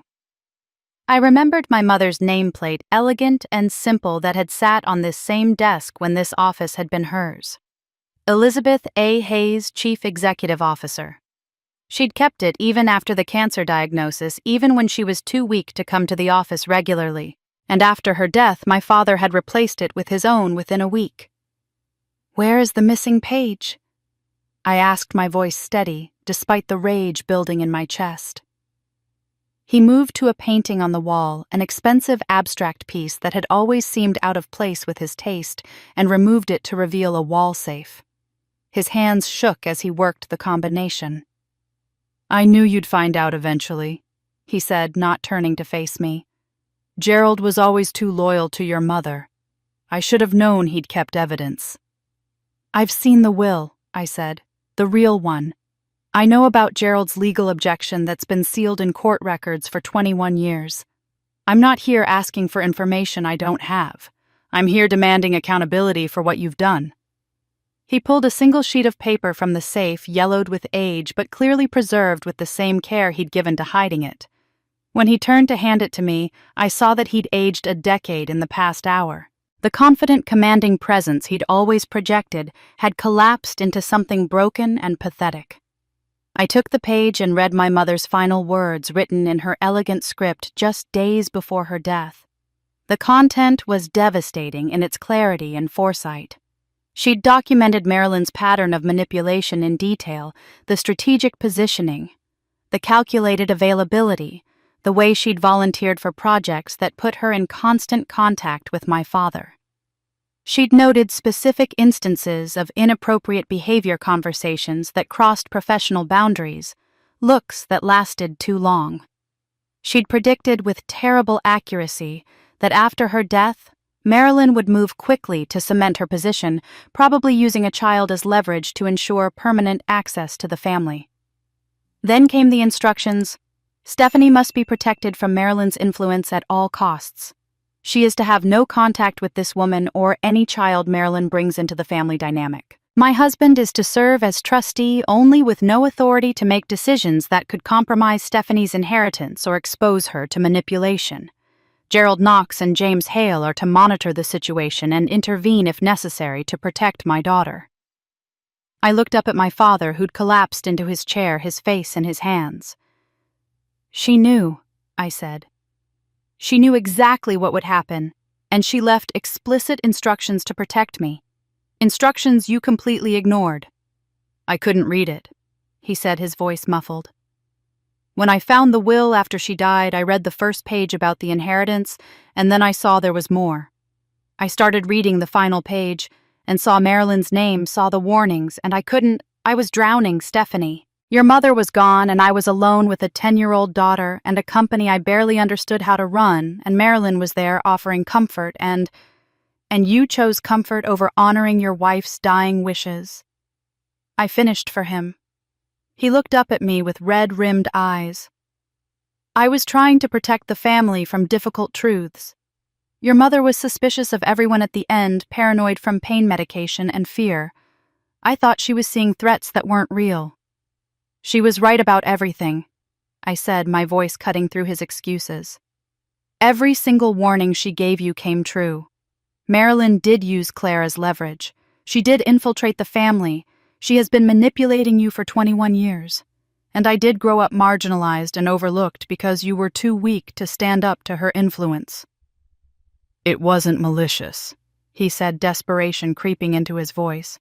"I never wanted to hurt you. Your mother was brilliant, and I was always in her shadow. When she was gone, Marilyn made me feel important, capable, like I mattered. She told me I'd been underappreciated, that I deserved credit for the company's success, that I should step out of Elizabeth's shadow and claim what was mine." The confession laid bare what I'd already suspected. He was a weak man who'd resented my mother's competence, who'd needed constant validation. His brilliant wife hadn't always had time to provide. After her death, Marilyn had exploited that weakness with surgical precision, feeding his ego and rewriting his own history until he believed his own lies. "Adopting Claire wasn't about giving me a sister," I said. "It was about cementing Marilyn's presence and rewriting family history with you at the center." "She convinced me it was the right thing to do," he said. "That a child needed a home, that you needed a sibling, that it would help us all heal. By the time I understood what was really happening, it was too late. And every time you dismissed my achievements, every time you elevated Claire beyond what she'd earned, every time you erased Mother's contributions from company history, all of that was about your inadequacy. Your need to feel important, your resentment of the brilliant woman who made you feel small." "I'm not a bad person," he said, and the pathetic nature of the defense made me want to scream. "I never meant to hurt you." I leaned forward, my voice dropping to ice. "You don't get to claim weakness as an excuse after 21 years of calculated choices. Destroying Mother's will wasn't weakness, it was deliberate. Adopting Claire to please Marilyn wasn't weakness, it was selfish. Humiliating me in front of the board wasn't weakness, it was cruelty. You made choices every single day for 2 decades. And those choices destroyed your daughter's childhood, corrupted your wife's legacy, and turned her company into the opposite of everything she built it to be." He sat in silence, unable to meet my eyes, his hands trembling in his lap. "Now tell me," I said, my voice absolutely steady, "where is Marilyn right now, and how deeply is she involved in running this company?" My father stared at the missing page I now held, the evidence of his decades-long betrayal laid bare between us. His silence stretched so long I thought he might refuse to answer, but finally he spoke, his voice hollow with defeat. "She's here most days," he said. "In the building. She has an office on this floor, though it's not listed on any organizational chart. She sits in on executive meetings, reviews, strategic plans, weighs in on major decisions. For the past 15 years, she's been involved in nearly everything." I felt my hands clench around the page, my mother's shaky handwriting blurring slightly as rage threatened to overwhelm my carefully maintained composure. "Tell me everything. From the beginning." He stood and moved to the window, unable to look at me while he confessed. "She came to the funeral. I barely knew her then, just another employee, someone who worked in administration. But she approached me after the service, said how sorry she was, how much she'd admired your mother. She offered to help with arrangements, with managing things at the office while I was grieving. It seemed kind at the time." His voice took on a distant quality, like he was describing events that had happened to someone else. "Within 2 months, she'd positioned herself as indispensable. The company was chaos without your mother, and I didn't understand half of what Elizabeth had been managing. Marilyn seemed to know everything, where documents were filed, which clients needed attention, how to handle problems that came up. She suggested I hire her as a consultant to help with the transition. It seemed logical. She had no business credentials," I said, my voice hard. "She was smart, capable, willing to work long hours, and she made me feel competent when I was drowning in inadequacy." He turned from the window, finally meeting my eyes. "Your mother had been brilliant at running the company. Everyone knew it. I was the face, the networker, the one who showed up at galas and gave speeches. But Elizabeth was the substance. Without her, I was exposed as exactly what I'd always feared: I was insufficient."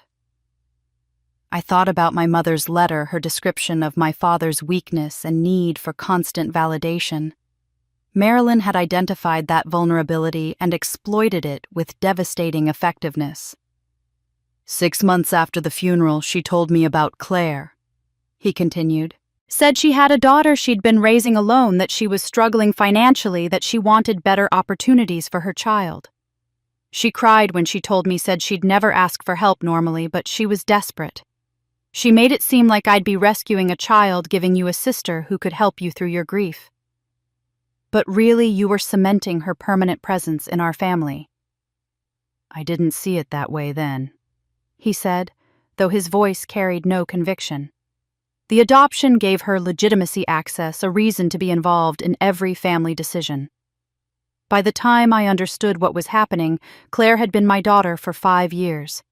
How could I undo it without destroying an innocent child? The justification was pathetic, but I could see the trap Marilyn had constructed.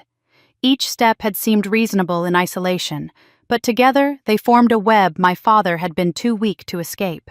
She expanded her role gradually, he said, moving back to his chair and sitting heavily. Started attending board dinners as my guest.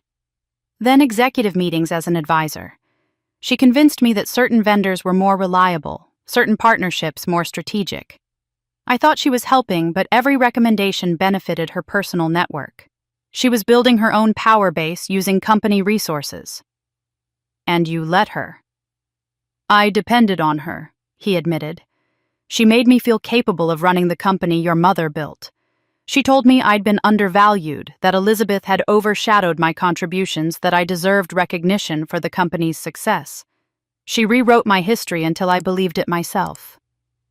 I looked at my mother's page again, reading the warnings she'd written with a dying hand. Marilyn Voss is not motivated by affection but by acquisition. She sees our family and our company as assets to be controlled. The accuracy of the prediction was chilling. She influenced hiring decisions. My father continued the confessions, spilling out now like he couldn't stop them. People she recommended got positions they weren't qualified for.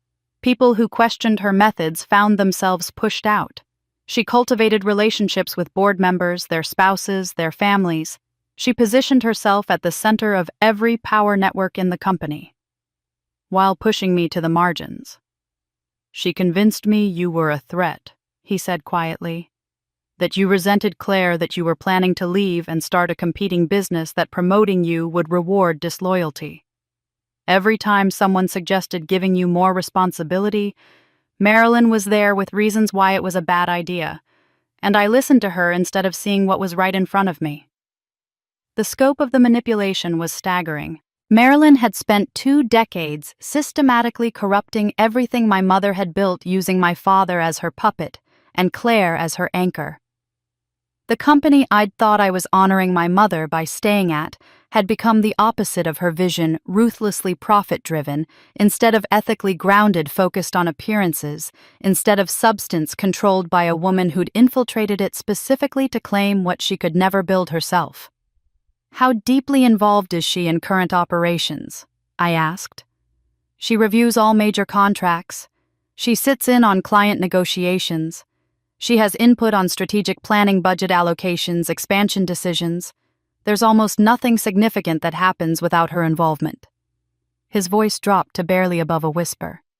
She's been running this company through me for 15 years, Stephanie. I've just been the face she hid behind. The intercom on his desk buzzed suddenly, making us both jump. My father's assistant's voice came through, nervous and uncertain. Mr. Hayes, there's a Marilyn Voss here demanding to see you. She says it's urgent, and... The assistant paused, then continued with barely concealed anxiety. She's coming up now. I couldn't stop her.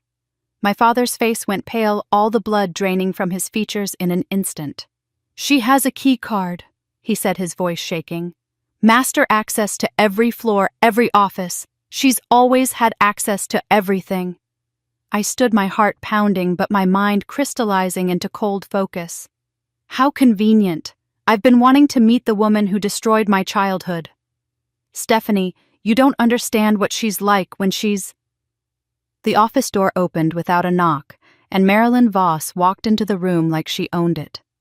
21 years after my mother's death, the woman from Gerald's photographs stood before me in person, and I finally saw the face of my family's destruction. She was in her early 50s, though she'd clearly fought against every year with expensive maintenance, perfectly styled blonde hair, skin tightened by procedures that left her face smooth, but oddly immobile clothes that screamed designer labels and cost more than most people's monthly salaries. But it was her presence that struck me most. She moved through the room like she owned it, like every piece of furniture and every inch of space existed for her convenience. She barely glanced at me, her eyes sweeping over me with the kind of dismissive assessment you'd give a piece of furniture that might need to be moved. Instead, she focused entirely on my father, and the intimacy in her voice when she spoke made my skin crawl. "I heard she was back," Marilyn said, still not looking at me, referring to me in third person as if I weren't standing 5 feet away. "We need to discuss damage control before she causes more problems. The board is already unstable after the Tech Vision situation, and we can't afford more chaos." The casual dismissal was a power play, and we both knew it. She was establishing who controlled this room, who had authority, who mattered. My father started to respond, but I cut him off. "I'm standing right here," I said, my voice cold and clear. "If you have something to say about me, you can address me directly." Marilyn turned to look at me then, and the smile that crossed her face didn't reach her eyes. It was the kind of smile a predator gives prey before deciding whether it's worth the effort to hunt. "Stephanie, how dramatic of you to stage a sudden reappearance after abandoning your responsibilities for 3 weeks. I assume you're here to collect your personal belongings." "I'm here to assess what's been done with my mother's company during my absence," I said, letting the possessive pronoun hang in the air deliberately. Her smile hardened into something brittle. "Your mother's company. That's a fascinating revision of history. Hayes Corporation has been under your father's leadership for 21 years. Whatever sentimental attachment you have to your late mother's minor contributions doesn't change the reality of who built this company into what it is today." The audacity of the lie took my breath away. This woman who'd infiltrated my family, corrupted my father, and spent 2 decades erasing my mother's legacy was now standing in front of me, claiming credit for the very company my mother had created. "And who are you exactly?" I asked. "I don't recall seeing your name on any organizational chart or employee roster." She reached into the elegant leather bag she carried and pulled out a document folder with the kind of practiced efficiency that suggested she'd been anticipating this confrontation. "I have permanent advisory status granted by your father 15 years ago and renewed annually since then. It gives me access to all company information, participation in executive and board meetings, and formal input on strategic decisions." She handed the document to me, and I saw my father's signature at the bottom, along with board approval from a meeting I'd never been told about. The position had been created specifically for her, with compensation listed as consultant fees commensurate with contribution. No specific amount was mentioned in the document. "How much has he paid you over the years?" I asked. "That's confidential between your father and myself," Marilyn said smoothly. $7 million, my father said quietly from behind me, his voice defeated. "Over 15 years, plus stock options and bonuses tied to company performance. $7 million of what should have been company profits or my inheritance paid to a woman with no business credentials, no official title for advisory services, that consisted of manipulating my father and corrupting my mother's vision." The number was staggering, but Marilyn showed no shame. "Compensation for saving this company after your mother's death left it rudderless," she said, her voice sharp with barely concealed venom. "Elizabeth Hayes was brilliant at the technical aspects of the business, I'll grant you that. But she lacked the strategic vision and ruthless decision-making necessary to compete in our industry. Your father, with my guidance, transformed a moderately successful company into an $80 million enterprise." The rewriting of history was so complete, so audacious, that I almost couldn't process it. She'd turned my mother's genius into a limitation and claimed credit for growth that had actually been built on the foundation my mother created. "Claire has that same strategic vision," Marilyn continued, pivoting to praise her daughter with pointed deliberation. She understands that business requires difficult decisions, not the kind of soft, ethical hand-wringing your mother was known for. She has real leadership instincts, and more importantly, loyalty to this company and this family. The implicit contrast was clear. I was my mother's daughter, soft, ethical, insufficiently ruthless, and ultimately disloyal. Claire was Marilyn's creation, strategic, hard-edged, properly ambitious, and most importantly, controllable. "I'm aware of your little side project," Marilyn said, her eyes glittering with malice. "Hayes Innovations, very creative, building a competing business while employed by your family's company. I'm sure the board will be interested to learn about that conflict of interest. My attorney is already reviewing the situation for potential industrial espionage charges." The threat was delivered with such casual confidence that I understood how effectively she'd been manipulating situations for decades. She saw every angle, anticipated every move, positioned herself to control every outcome. "You disappeared for 3 weeks," she continued, "abandoning your responsibilities during a critical period, causing measurable damage to client relationships and operational stability.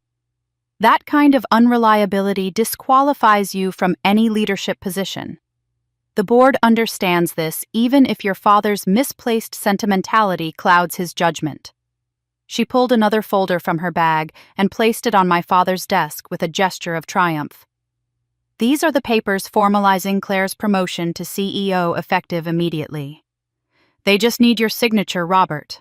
The board has already approved the transition pending your final authorization." My father stared at the papers but made no move to touch them. Marilyn's expression flickered with irritation at his hesitation. "We discussed this last week," she said, her voice taking on an edge.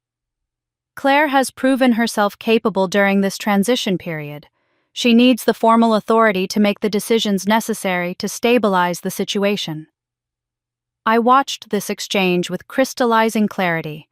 Marilyn spoke to my father like he was a subordinate who'd forgotten his instructions, like she was the one actually in charge, and he was simply the instrument through which she exercised power. And my father, this man who'd spent 21 years playing CEO, sat in defeated silence, unable even to defend his own authority in front of his daughter. Marilyn turned to leave her business, apparently concluded, but paused at the door with the kind of calculated timing that suggested she'd rehearsed this moment. "Oh, and Stephanie, my attorney will be contacting you about Hayes Innovations. Industrial espionage is a serious charge. I'd suggest you consult with legal counsel about the potential consequences of building a competing business while employed here. Criminal charges are certainly possible depending on what our investigation uncovers." She smiled that cold, predatory smile again. "Welcome back to the family business. I trust this visit will be brief."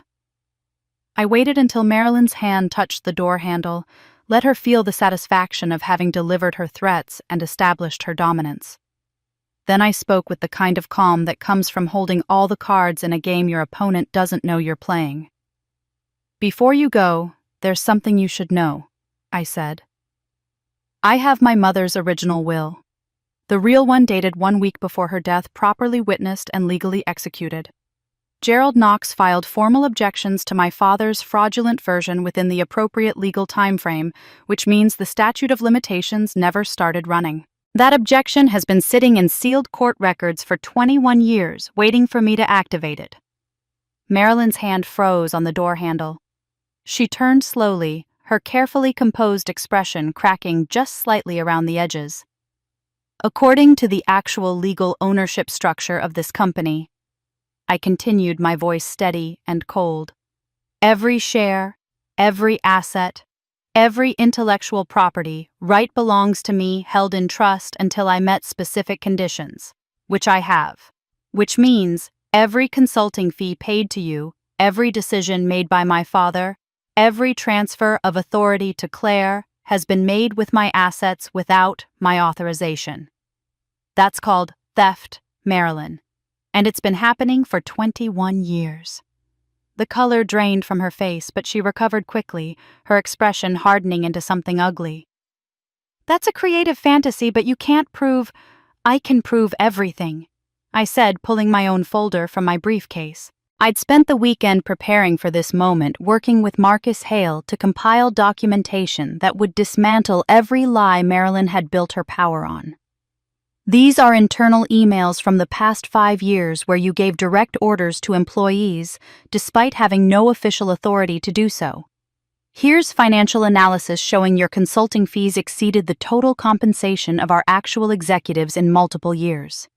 Here's documentation of you editing contracts to benefit vendors in your personal network. And these are sworn statements from longtime employees describing your pattern of intimidation and retaliation against anyone who questioned your involvement. I laid each category of evidence on my father's desk with deliberate precision, watching Marilyn's face as she realized the scope of what I'd gathered. Her confident expression was crumbling, replaced by something closer to panic. Marcus Hale's legal team has also provided analysis of your so-called permanent advisory status. I continued. It has no legal standing whatsoever. A board cannot grant operational authority to someone with no official employment relationship, no fiduciary responsibility, and no accountability to shareholders. What you've been doing for 15 years could constitute illegal interference in corporate governance, possible fraud, and definitely breach of fiduciary duty by my father, who allowed it.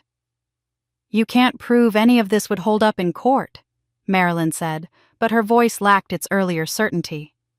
We won't need to go to court, I said, because I've already contacted the board members, Gerald obviously. But also Catherine Morrison, David Chen, and Thomas Bradford, people who've been increasingly uncomfortable with the company's direction and your unexplained influence over decisions that should have been made by actual executives with actual accountability. Marilyn's eyes widened slightly. Those 3 board members were some of the most influential people whose support could swing any vote. I've called an emergency board meeting, I continued. I'll be presenting my mother's original will, Gerald's preserved legal objection documentation of my father's fraud, and evidence of your unauthorized interference in company operations. I'll also be presenting Hayes Innovations financials proving I've met the conditions for full ownership of Hayes Corporation. My father had been sitting in stunned silence throughout this exchange, but now he spoke, his voice barely above a whisper. Stephanie, you can't. I can, and I will, I said, not taking my eyes off Marilyn. Several board members have already confirmed they'll support me. They've watched the company decline under Claire's incompetent leadership. They've seen clients leave, operational chaos spread, and financial stability erode. They know the company's only hope for survival is returning to competent management and ethical operations. They're tired of watching Hayes Corporation become the opposite of everything it was founded to be. Marilyn's face had gone from pale to flushed, with rage, red splotches appearing on her carefully maintained complexion. You arrogant little, this company would have collapsed without me. Your father was nothing without my guidance. Your mother built a weak, idealistic business that would never have survived in a competitive market. I transformed it into something that actually matters. The mask was slipping, her carefully cultivated sophistication cracking to reveal the resentment and entitlement beneath. She'd spent 20 years claiming credit for my mother's work, and now that claim was being challenged in a way she couldn't manipulate away. You transformed it into a vehicle for your own enrichment, I said. You corrupted its culture, erased its ethical foundation, and used my father's weakness to steal from his daughter. That ends today. The board won't support you, Marilyn said, but desperation had crept into her voice. They know you abandoned the company for 3 weeks. They know you've been running a competing business. They'll see you as the threat here, not me. Then let's find out, I said. At that moment, a knock came at the door, and Gerald Knox entered without waiting for permission. His weathered face was set with determination I'd never seen before, and behind him I could see Catherine Morrison and David Chen waiting in the hallway. Stephanie. Gerald said, his voice carrying authority that made both my father and Marilyn stiffen. We've moved the meeting to this afternoon. Everyone's already gathering in the main conference room. The board has been waiting for years for someone to finally challenge what's been happening here. It's time to take back your mother's company. Marilyn's carefully constructed composure shattered completely. You can't do this, I have contracts, agreements, legal protections. You have nothing, Gerald said, his voice cutting through her protests. You have a piece of paper granting you advisory status that never should have been approved and can be revoked at any time. You have consulting fees that were paid without proper board oversight or shareholder approval. And you have 2 decades of interference in a company you have no legal right to control. He turned to my father, and his expression held disappointment that seemed to age him further. Robert, you can attend this meeting or not, but it's happening. The board is convening in 2 hours, and we will address the truth about this company's ownership, Marilyn's unauthorized involvement, and the path forward. Stephanie has provided documentation that changes everything. Marilyn looked between me, Gerald, and my father, her face cycling through rage, fear, and calculation. She was searching for an angle, a way to manipulate the situation back under her control. But for the first time in 21 years, she was losing. The main conference room felt different than it had 3 weeks ago. The same mahogany table, the same leather chairs, the same floor-to-ceiling windows overlooking the city. But the energy had shifted fundamentally. Marilyn had been escorted from the building by security at Gerald's insistence, and my father sat at the far end of the table, isolated and defeated, no longer commanding the room, but occupying space he no longer controlled. All 12 board members were present, 8 in person, 4 via video conference called in on emergency notice from various cities across the country. The speed with which they'd assembled told me everything I needed to know about how seriously they were taking this moment. Gerald stood to open the meeting, but before he could speak, Catherine Morrison raised her hand. She was in her 60s, one of only 2 women on the board besides myself, with silver hair and sharp eyes that had always seemed to see more than she said. I need to say something before we begin the formal proceedings. Catherine said, her voice steady but carrying an emotion I couldn't quite identify. We owe Stephanie an apology and an explanation. All of us. She pulled out a document that I recognized as an internal analysis report. 3 years ago, I commissioned a confidential study to understand why certain projects succeeded while others failed. I didn't tell anyone what I was doing because I wanted unbiased data. The results were unambiguous. She displayed the report on the screen at the front of the room. Every major successful initiative over the past decade had one common factor: Stephanie Hayes' direct involvement. When she led projects, they came in on time and under budget. When she managed client relationships, satisfaction scores were consistently above 90%. When she implemented operational systems, productivity increased by measurable margins. David Chen, another long-serving board member, spoke up next. I ran similar analysis during Stephanie's 3-week absence. Client satisfaction dropped by 42%. Operational errors increased by 67%. Project delays tripled. The correlation was so clear it was impossible to deny Stephanie wasn't just a good employee. She was the operational foundation of this entire company. Thomas Bradford, who'd been on the board since before my mother's death, added his voice to the growing chorus of confession. We all knew. Maybe not with formal data analysis, but we knew. We watched her solve problems that stumped senior managers.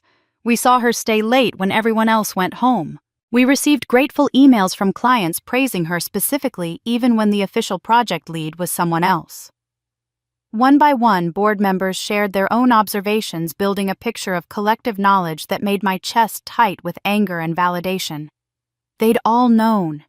Every single one of them had watched me carry the company on my back while my father took credit and Marilyn pulled strings in the shadows. Gerald stood again, and this time the room fell silent. He pulled out a thick folder I recognized from his office. What Catherine and David discovered through analysis, some of us knew from direct experience. I have documentation here spanning 7 years, showing 5 separate occasions when board members proposed promoting Stephanie to progressively senior positions. He displayed the first document on the screen. 7 years ago, a proposal to promote Stephanie to senior manager of operations. Vote was 10 in favor, 2 against. Robert Hayes and myself voting no. The shame in his voice was palpable, but he continued relentlessly. 5 years ago a proposal to make her Director of Strategic Operations. Vote was 9 in favor, 3 against. Robert, myself, and Thomas Bradford, who's asked me to read his statement, I was convinced by Marilyn Voss's concerns about Stephanie's interpersonal skills and voted against my better judgment. I've regretted that vote every day since. Gerald moved through the timeline, each proposal more senior than the last. 3 years ago, VP of Operations. 2 years ago, COO. 18 months ago, President. Every single motion had majority support. Every single motion was blocked, usually with my father's vote and board members who'd been swayed by Marilyn's manipulations. The minutes reveal a consistent pattern, Gerald said, displaying excerpts on the screen. Marilyn Voss would attend these discussions despite having no official role in personnel decisions. She would offer faint praise. Stephanie is certainly competent in her current position, followed immediately by disqualifying concerns. But she lacks the strategic vision for leadership. She's shown concerning signs of disloyalty. She doesn't have the interpersonal warmth necessary for executive presence. I read the excerpts, seeing Marilyn's fingerprints all over my stolen opportunities. She'd been systematic, strategic, always careful to sound reasonable while poisoning every chance I had to advance. We failed you, Catherine said bluntly. We prioritized our own comfort, our board compensation, our political relationships over doing what was right. We watched a brilliant woman be systematically diminished, and we profited from her work while doing nothing to protect her. Several board members nodded, shame visible on their faces. Others looked down at the table, unable to meet my eyes. Which brings us to why we're here, Gerald said. With Marilyn expelled from the building and my father sitting in silent humiliation, Gerald had assumed leadership of the meeting by default. Stephanie Hayes is the legal owner of this company according to her mother's will. She has met the conditions for full ownership. She is also the only person capable of saving what's left of Hayes Corporation. He gestured to another set of displays showing the company's current state. We've lost 3 major clients in 3 weeks. Our credit line is stressed. Employee morale is at historic lows. Industry reputation has been damaged by rumors of internal chaos and leadership incompetence. We are conservatively 6 to 8 weeks from insolvency if current trends continue. The numbers were worse than I'd realized, laid out in stark financial projections that showed exactly how quickly things had deteriorated without me. Therefore, Gerald continued, I motion that we install Stephanie Hayes as Chief Executive Officer, effective immediately, citing both her legal ownership rights and her demonstrated competence. I further motion that we grant her complete operational authority to restructure the company as she sees fit, including the removal of Robert Hayes from any management role and the permanent exclusion of Marilyn Voss from company premises. I second the motion, Catherine said immediately. Discussion, Gerald asked, looking around the table. We need to be clear about what we're asking, David Chen said. Stephanie would be taking over a company in crisis with damaged client relationships, stressed finances, and a demoralized workforce. We need her not just as the rightful owner, but as the person who can save what's left. That's a tremendous burden to place on someone we've failed for so long. She's also the only person many of our remaining clients trust, another board member added. I've fielded calls from 3 CEOs asking specifically if Stephanie is returning. They've made clear their continued business depends on her leadership. The discussion continued for several minutes, but the outcome was never in doubt. When Gerald called for the vote, 12 hands went up. Unanimous approval for my appointment as CEO, for my complete operational authority for the removal of my father and permanent exclusion of Marilyn. I should have felt triumphant. This was everything I'd worked toward. Everything my mother had intended, the validation I'd spent 31 years being denied. But looking around the table at these people who'd enabled my suffering for years, I felt something colder than triumph. I stood slowly, and the room fell silent. Before I accept, I said, my voice steady and clear, I need to know something. If you all knew I was essential, knew my father was incompetent, knew Marilyn was corrupting everything my mother built, why did it take the company nearly collapsing for you to finally act? The question hung in the air, and I watched them struggle with answers they knew would sound inadequate, no matter how honestly they were delivered. The silence that followed my question stretched uncomfortably long. Finally, Catherine Morrison spoke, her voice carrying the weight of honest self-examination. "I was afraid," she said simply. "I've served on boards for 30 years, and I've seen what happens to members who challenge sitting CEOs. You lose your position, your compensation, your reputation in boardroom circles. I told myself the company was stable enough that intervening would cause more harm than good, that it wasn't my place to interfere in family dynamics. But the truth is, I prioritized my own comfort over doing what was right."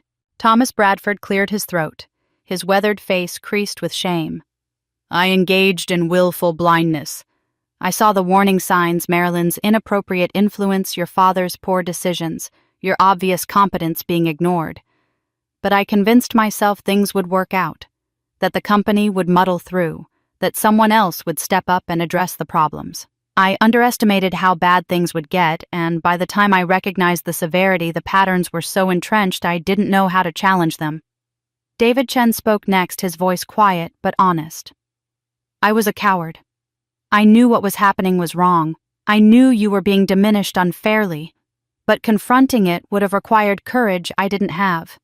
So I stayed silent, collected my board fees, and told myself I was being professionally diplomatic, when really I was just protecting myself." One by one, they offered their explanations. Some were more honest than others, some more self-aware. But collectively, they painted a picture of institutional inertia and human weakness that was both infuriating and oddly humanizing. These weren't monsters who'd deliberately set out to harm me. They were flawed people who'd chosen comfort over courage, self-interest over principle, and rationalization over action. The final confession came from Helen Rodriguez, the youngest board member who'd joined only 4 years ago. Her voice broke as she spoke.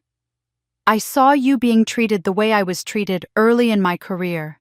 Dismissed, overlooked, having my contributions credited to men who did half the work. I swore when I got to positions of power that I would never let that happen to another woman. And then I sat here for 4 years watching it happen to you, and I did nothing. I betrayed my own values, and I betrayed you. I'm sorry doesn't begin to cover it."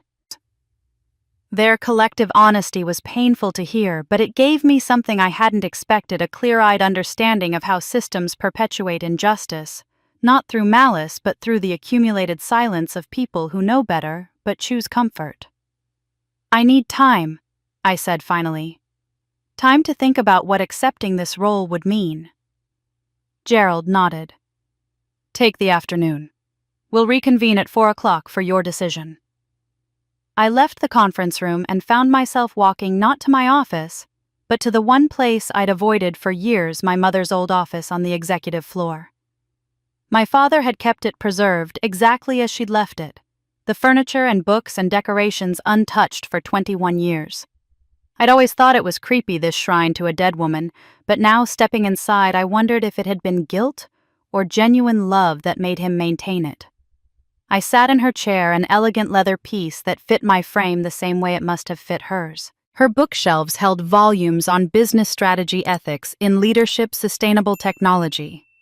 Her desk held a pen holder with her initials, a clock that had stopped working years ago, and a small photograph of me as a baby that I'd never known existed. Sitting there surrounded by her belongings, I confronted the fears I'd been avoiding. If I accepted this role, I would be stepping into enormous power and responsibility. What if I became like my father, using authority to feed my ego rather than serve a larger purpose? What if accepting meant I'd never escape my family's dysfunction, that I'd be forever trapped in patterns of betrayal and manipulation? What if the weight of responsibility consumed me and I lost the freedom I'd found building Hayes Innovations, the joy of creating something purely my own? My phone rang, breaking through my spiral of anxiety. Marcus Hale's name appeared on the screen. "Gerald told me about the board meeting," Marcus said when I answered, "and that you're hesitating." "I'm terrified." I admitted, the honesty coming easier than I expected. This is everything I should want, everything my mother intended, but I'm afraid of what accepting it might cost me." Marcus was quiet for a moment. "I felt the same way when I took over my father's company. He'd rebuilt it from nothing after your father destroyed his first career, and when he died, it became my responsibility to carry that forward. I hadn't chosen to build his company, I'd chosen to build my own career. Suddenly, I was responsible for his legacy, his employees, his vision." "How did you decide to accept it?" "I realized leadership isn't about power," Marcus said. "It's about protecting people who depend on you and honoring the vision of those who came before. Your mother built something that mattered. She created jobs, drove innovation, operated with integrity. If you walk away, what happens to that? Who protects the employees who've depended on you for years? Who ensures her vision doesn't die completely?" Before I could respond, Gerald appeared at the office door. He'd given me privacy for an hour, but now he entered with the gentle authority of someone who'd known my mother well and understood what I was wrestling with. "Your mother once told me something I've never forgotten," Gerald said, settling into the chair across from her desk. "She said the people most qualified to lead are often those most reluctant to do so because they understand the weight of responsibility. People who seek power for its own sake rarely use it wisely. But people who accept power reluctantly, who understand what it costs and what it requires, they're the ones who lead with wisdom and compassion." "What if I'm not ready?" I asked. "You've been ready for years," Gerald said gently. "You've already proven you can build a successful company with ethical principles. You've already demonstrated the competence and integrity your mother valued. The only question is whether you're willing to accept the burden of reclaiming what was stolen from you." "And if I refuse," I asked, "if I just focus on Hayes Innovations and let this company go?" "Then it will likely be acquired by someone less scrupulous," Gerald said bluntly. "Richard Voss is already circling, waiting for the right moment to strike. Other competitors will see opportunity in the chaos. The employees who've depended on you will lose their jobs. Your mother's legacy will be dismantled and sold for parts. Refusing the role won't make the company disappear, Stephanie. It will just leave it vulnerable to people who don't care about what it was built to be." I sat in my mother's chair, feeling the weight of her legacy pressing down on my shoulders, and realized that the freedom I'd found in building Hayes Innovations hadn't come from avoiding responsibility. It had come from building something that aligned with my values, something that mattered beyond profit. Hayes Corporation could be that too, if I had the courage to reclaim it. I reached for my phone to call the board with my decision when the office door burst open. Claire stood in the doorway, her face streaked with mascara, her hands trembling as they clutched papers against her chest. Her eyes were wild with panic and something that looked like desperate hope. "Stephanie, please," she gasped. "Before you decide anything, you need to see what I found. It's about Marilyn. It's about everything.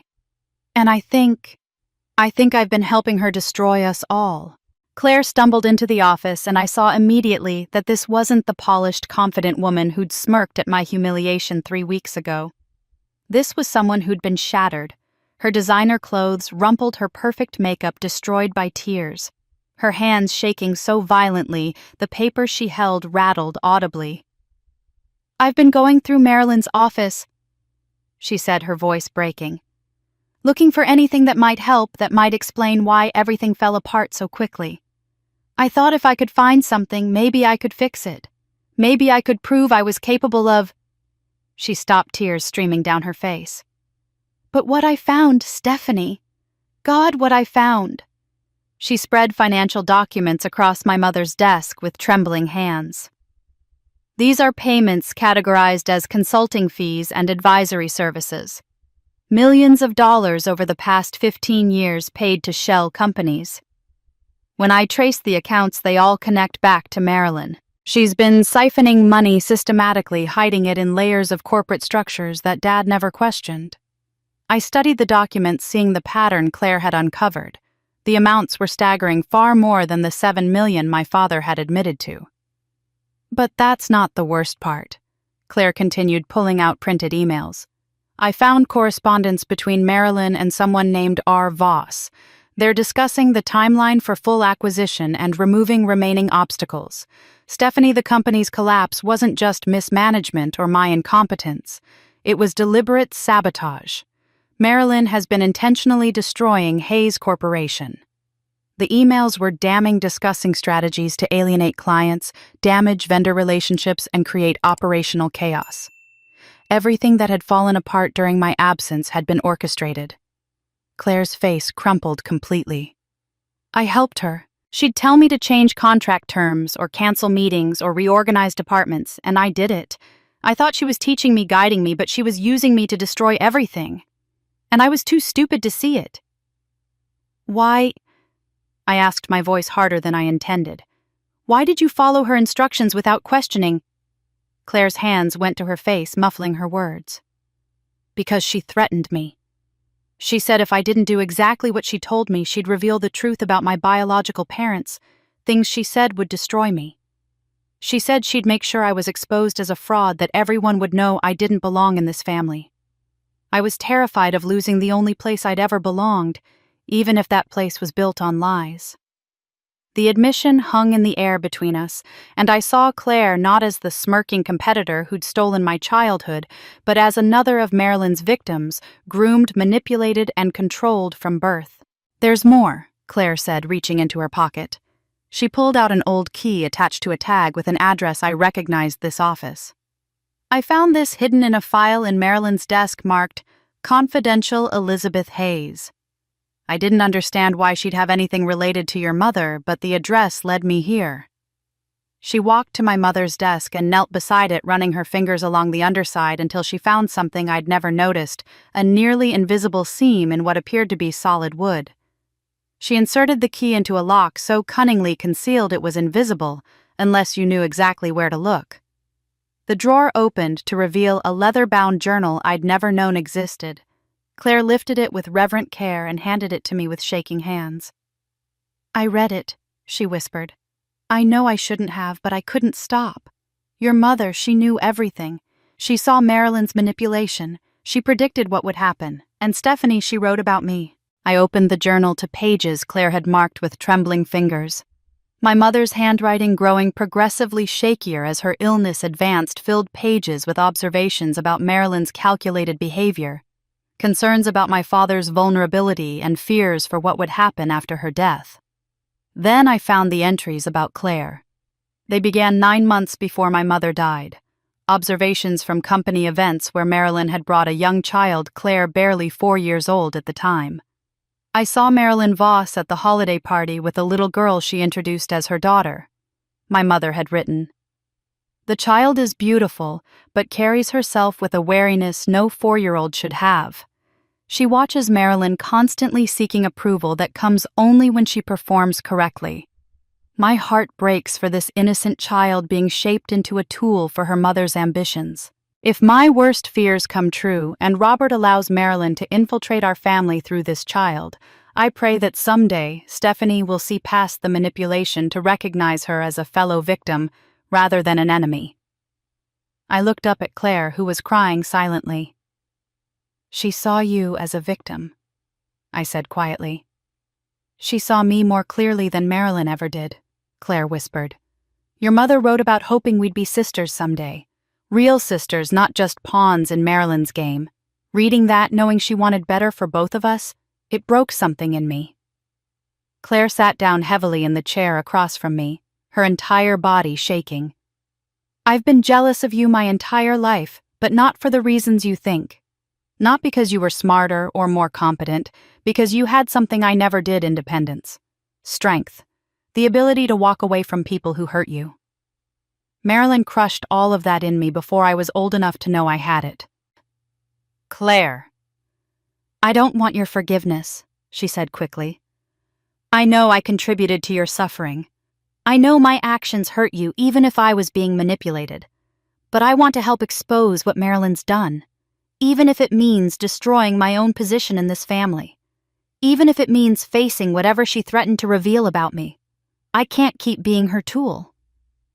She reached into the journal drawer and pulled out one more item, a sealed envelope that made my breath catch.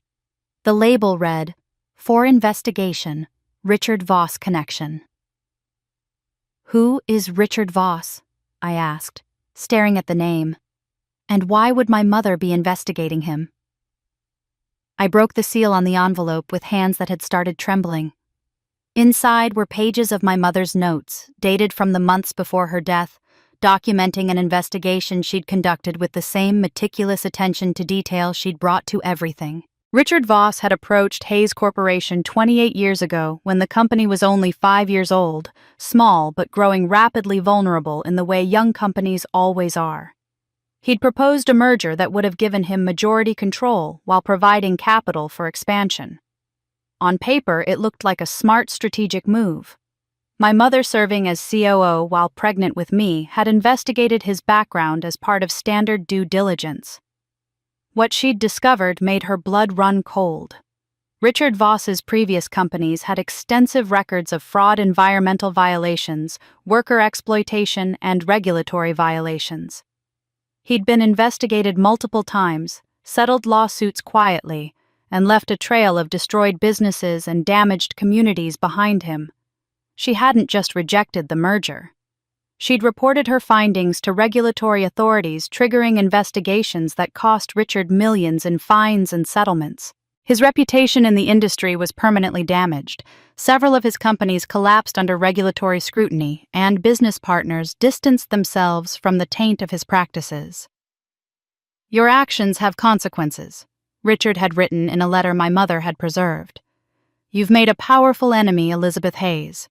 I don't forget, and I don't forgive. One day you'll understand what it costs to destroy what I built." My mother had documented the threat, filed it with her attorney, and implemented security measures around the company and our family. She'd believed that documentation and legal protections would be sufficient to guard against retaliation. She'd never imagined the patience and calculation Richard would bring to his revenge. Claire was reading over my shoulder, and when she gasped, I knew she'd reached the same page I had. Birth certificates. Marilyn Catherine Voss, born 1971. Richard Jonathan Voss, born 1966. Same parents. Same address. Siblings. "She's his sister," Claire whispered, her voice breaking. "This was planned from the beginning." The documents Claire had found in Marilyn's office told the rest of the story. Marilyn had been planted at Hayes Corporation 32 years ago, hired as a low-level administrative assistant specifically to get close to my father. The affair hadn't been about passion or attraction, it had been a calculated operation designed to create leverage and access. Claire's adoption hadn't been about giving a child a home or giving me a sister.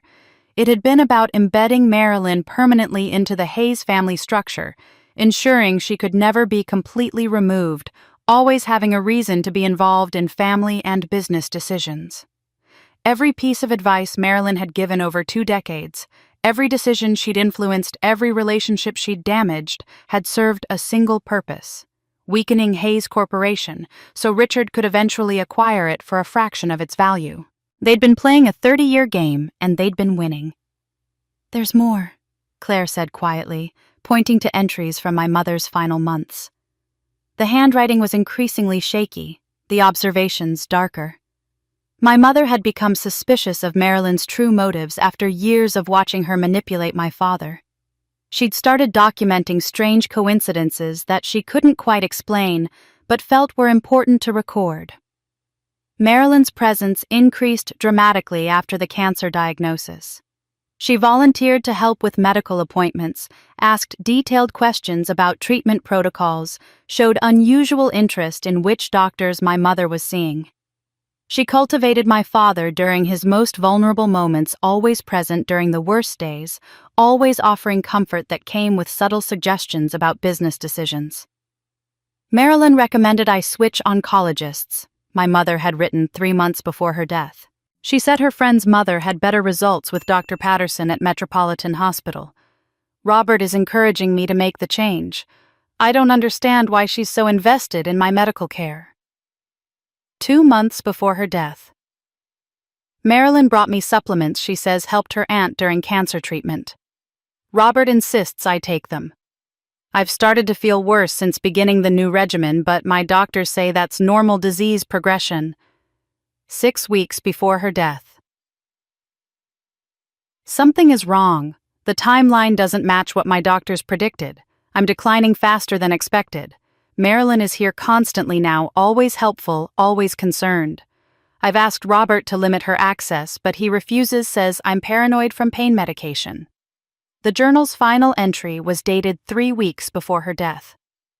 I'm having my attorney secure these documents tomorrow. If anything happens to me, someone needs to investigate Marilyn's connections and her brother Richard. The timeline is too convenient. Her increased presence correlates exactly with my rapid decline. I pray I'm wrong, but if I'm not, Stephanie must know the truth. The journal ended there. 3 weeks later, my mother was dead. Claire and I sat in horrified silence, the implications hanging heavy in the air. Had my mother's death been natural, or had Marilyn somehow accelerated it? The evidence was circumstantial, impossible to prove after 21 years. But the pattern was too precise to be coincidence. My phone buzzed, shattering the silence. An unknown number. I opened the message and felt ice flood my veins. You've been digging into things that don't concern you. The company is already mine, you just don't know it yet. Walk away while you still can, or learn why your mother's warnings came too late. R. Voss. I showed the message to Claire, whose face went white. He knows. He knows we found everything. Good. I said, my voice steady despite the rage and fear warring inside me. Let him know. It's time to finish what my mother started. Richard Voss didn't wait long to make his next move. Within 3 hours of his threatening message, my phone started buzzing with notifications from colleagues, former clients, and industry contacts sending me links to articles that had appeared in major business publications.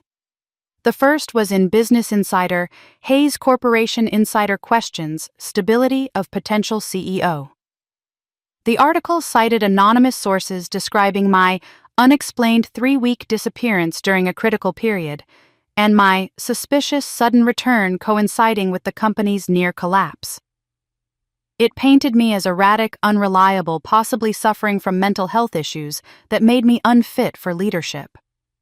The second article in a respected industry trade publication was more damaging. Corporate espionage allegations surface at Hayes Corporation. This one detailed Hayes Innovations' existence, framing it as a competing business I'd built, using proprietary information stolen from my family's company. Anonymous sources, clearly Marilyn and people in Richard's network, claimed I'd been systematically stealing client lists, trade secrets, and strategic plans for years. A third piece appeared in the Wall Street Journal, the most prestigious and therefore most damaging platform. Family Drama or Corporate Malfeasance, the Strange Case of Hayes Corporation. This article was more balanced in tone, which made it more credible and therefore more dangerous. It presented me as a woman trying to exploit her late mother's memory to seize control of a company during a moment of vulnerability, while positioning Richard Voss as a respected industry veteran who has expressed interest in helping stabilize the struggling firm. I called Gerald immediately. "Have you seen these?" "The board is panicking," he said bluntly. 3 members have already called me asking if the allegations have merit. Richard's strategy is working. He's burying the truth under so much manufactured controversy that people don't know what to believe. Claire, who'd stayed with me in my mother's office, was reading the articles on her own phone, her face growing paler with each one. This is what Marilyn meant when she talked about contingency plans. She said Richard had insurance in case anyone ever challenged them. My phone rang again. This time it was Catherine Morrison from the board. "Stephanie, I'm getting calls from shareholders demanding explanations.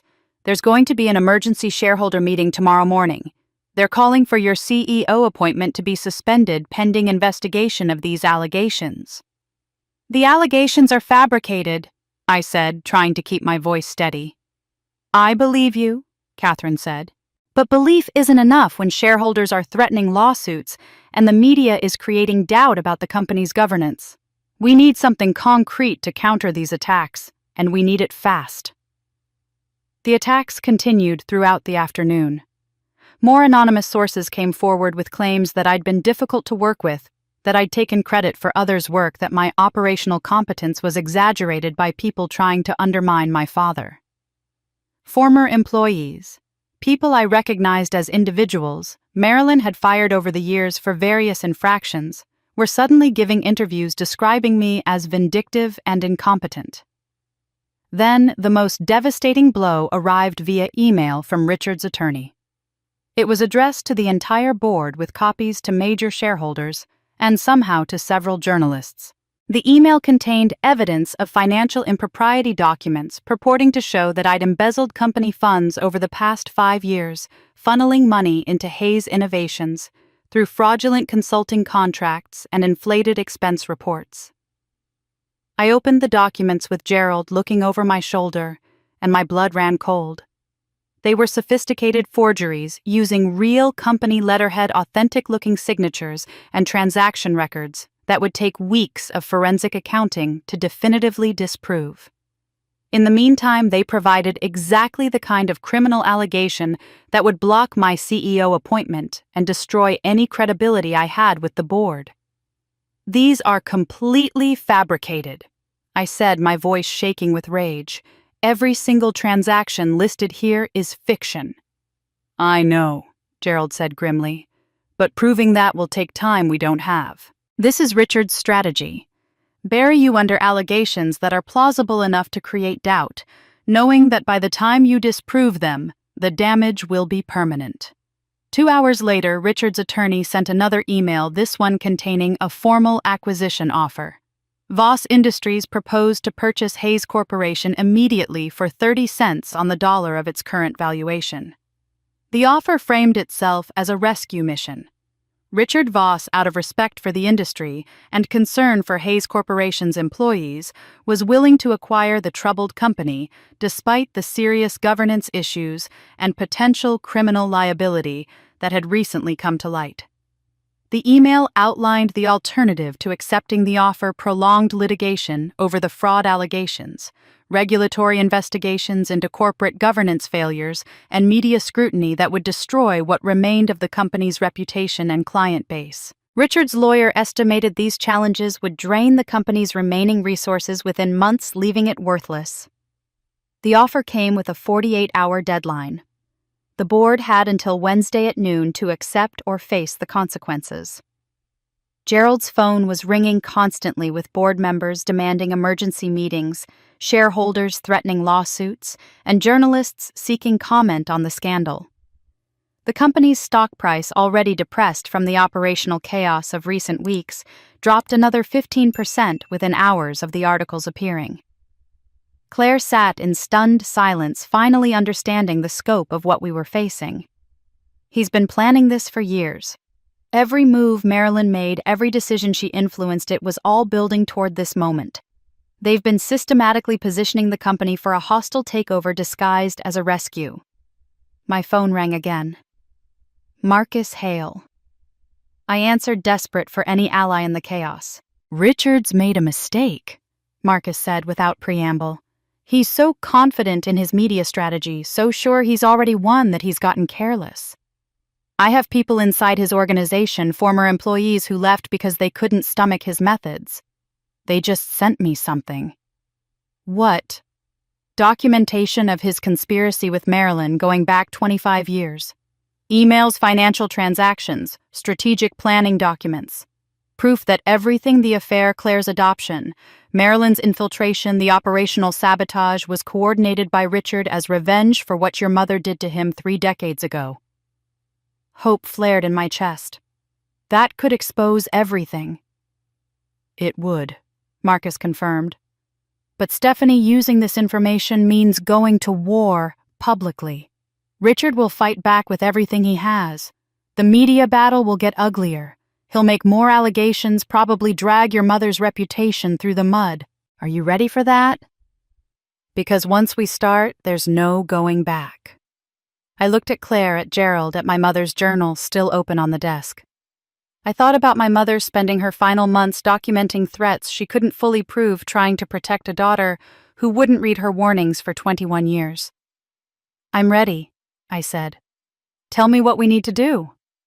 The 48-hour deadline Richard had imposed meant I had no time for hesitation or careful deliberation. I spent the first 12 hours in a state of controlled fury, working the phones and email with a focus I'd never experienced before. This wasn't just about saving a company, it was about finishing what my mother had started and exposing a conspiracy that had stolen 21 years of my life. I started with the people who'd known my mother best. Gerald provided contact information for retired managers, longtime clients, and industry partners who'd worked with Elizabeth Hayes during the company's early years. I didn't ask them to simply trust me or take my side based on loyalty.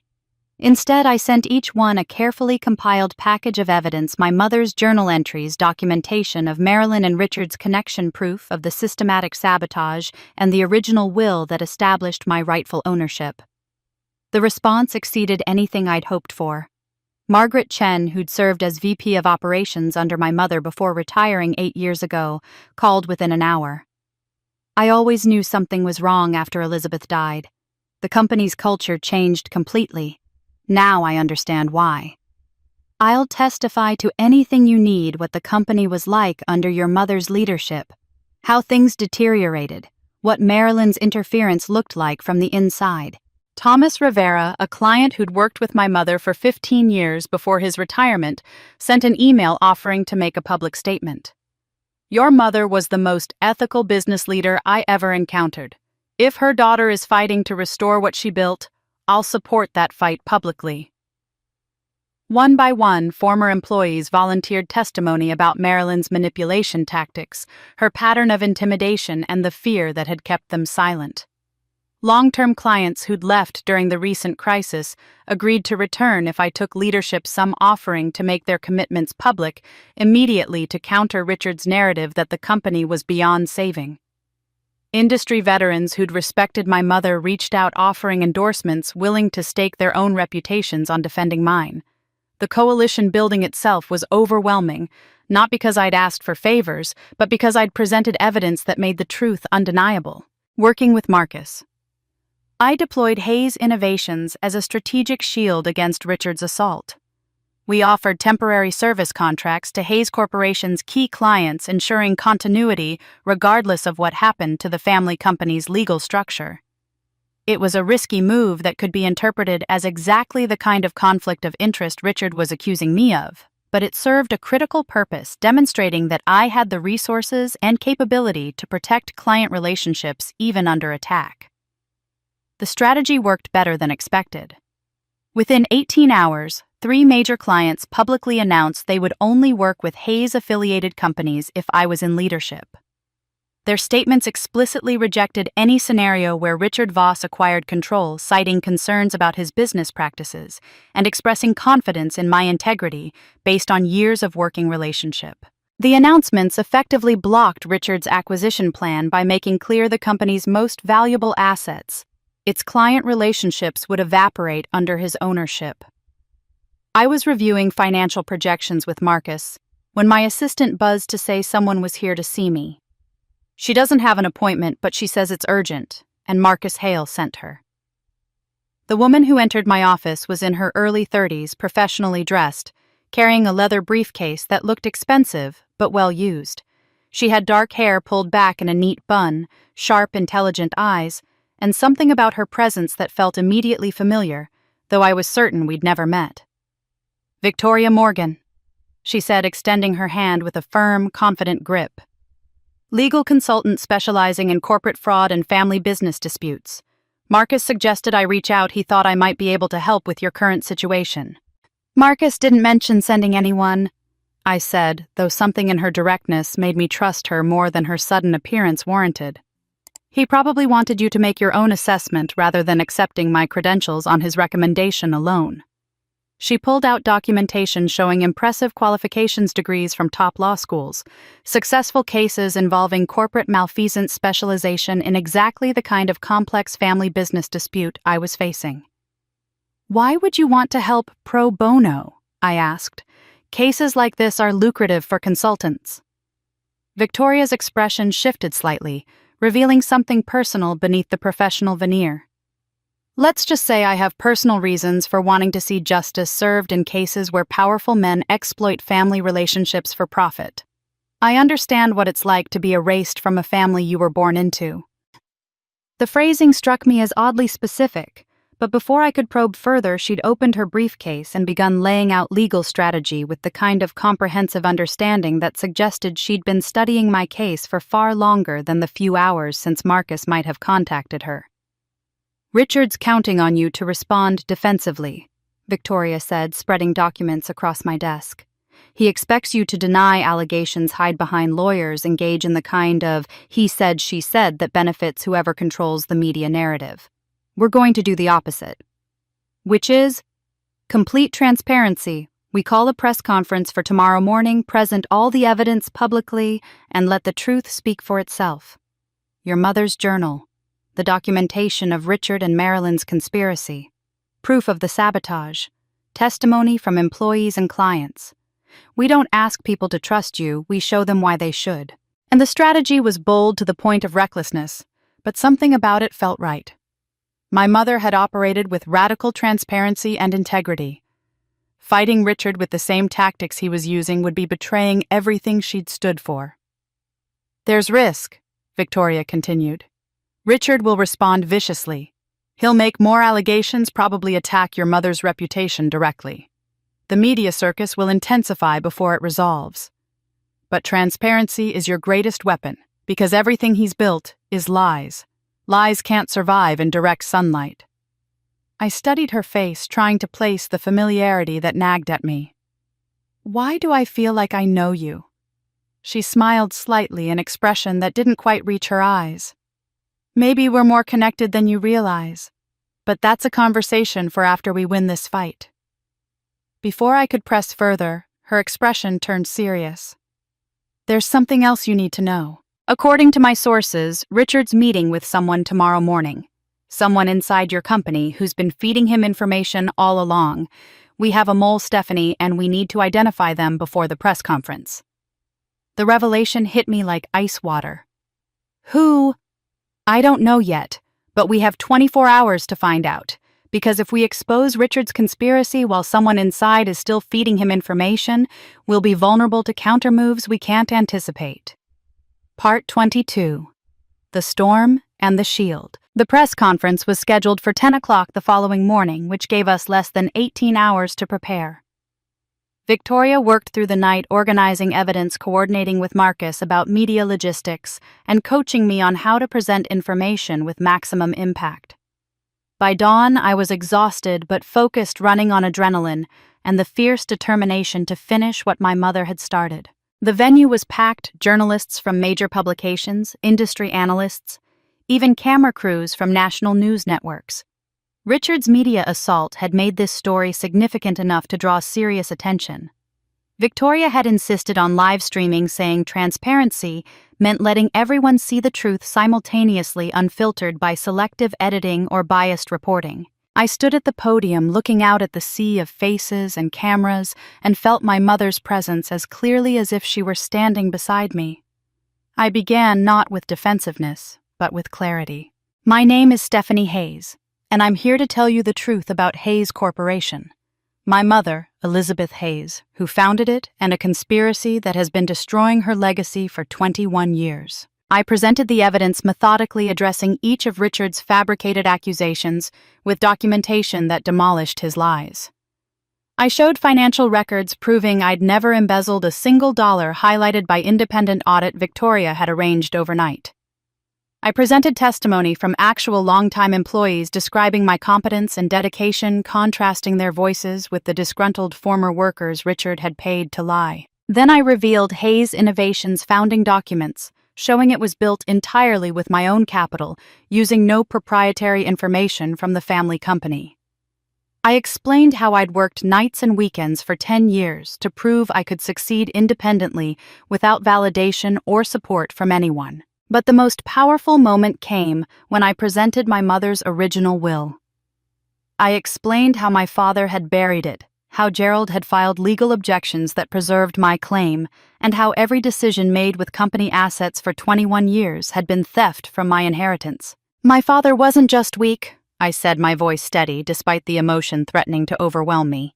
He was complicit in a conspiracy orchestrated by Richard Voss as revenge for my mother exposing his fraudulent business practices 3 decades ago. Richard planted his sister Marilyn in our company, used her to seduce my father, and spent 20 years systematically sabotaging everything my mother built. I showed documentation of the conspiracy emails between Richard and Marilyn financial transactions, proving their coordination, strategic planning documents outlining the long-term plan to weaken and acquire Hayes Corporation. Then I did something Victoria had coached me on, but that still felt terrifying. I made it personal. I grew up invisible in my own family, I said, my voice breaking slightly. Every achievement dismissed, every contribution credited to someone else.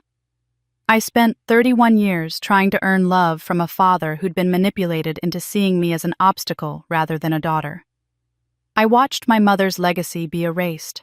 Her contributions, stolen, her vision corrupted into something she would have despised. I held up her journal, and the camera zoomed in as I read passages about her hopes for me, her predictions that I would grow strong through suffering, her plea that I would someday reclaim what was stolen. The emotional authenticity seemed to reach through the cameras in a way pure facts never could. I watched reporters' expressions shift from skepticism to engagement. Some were clearly moved, a few brushing away tears. The press conference went viral within minutes.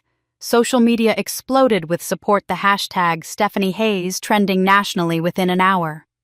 Women began sharing their own stories of being overlooked and dismissed, of fighting for recognition in families and workplaces that refused to see their value. I'd become, without intending to, a symbol of something larger than my personal struggle. During the Q&A session, Victoria slipped me a note. I glanced down and felt my stomach drop. Thomas Chen, CFO. Confirmed. Evidence secured. Thomas Chen had been CFO for 15 years. Everyone trusted him. He'd been feeding Richard detailed financial information in exchange for a promised executive position after the acquisition. The betrayal stung, but the exposure was immediate and devastating for Richard. Within hours, employees who learned about Thomas's treachery filed a class-action lawsuit against Richard for corporate sabotage, tortious interference, and conspiracy to defraud. The legal action, combined with the overwhelming public support I'd generated, created catastrophic problems for Richard's empire. Companies began publicly severing business relationships with Voss Industries. Shareholders in his publicly traded company demanded emergency meetings and explanations. His stock price dropped 18% in a single day. As the press conference ended and journalists rushed to file their stories, I felt the exhaustion hit me like a physical weight. Victoria guided me to a private room where I could decompress away from cameras. I was sitting in silence, trying to process what had just happened, when my phone rang. Blocked number. I almost didn't answer, but something made me pick up. Hello, Stephanie. The voice was familiar from childhood, but hadn't spoken to me in over 2 decades. This is your Aunt Catherine, your mother's sister. My mother's sister had moved across the country after the funeral, cutting ties with my father and disappearing from our lives. I'd always wondered why. I've been watching the news.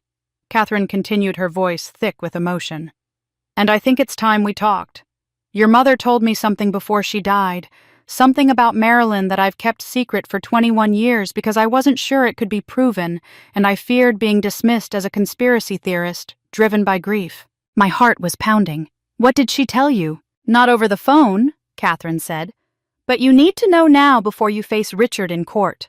Because what your mother suspected about how she died, Stephanie, she wasn't wrong. Catherine arrived the next morning, and I barely recognized her.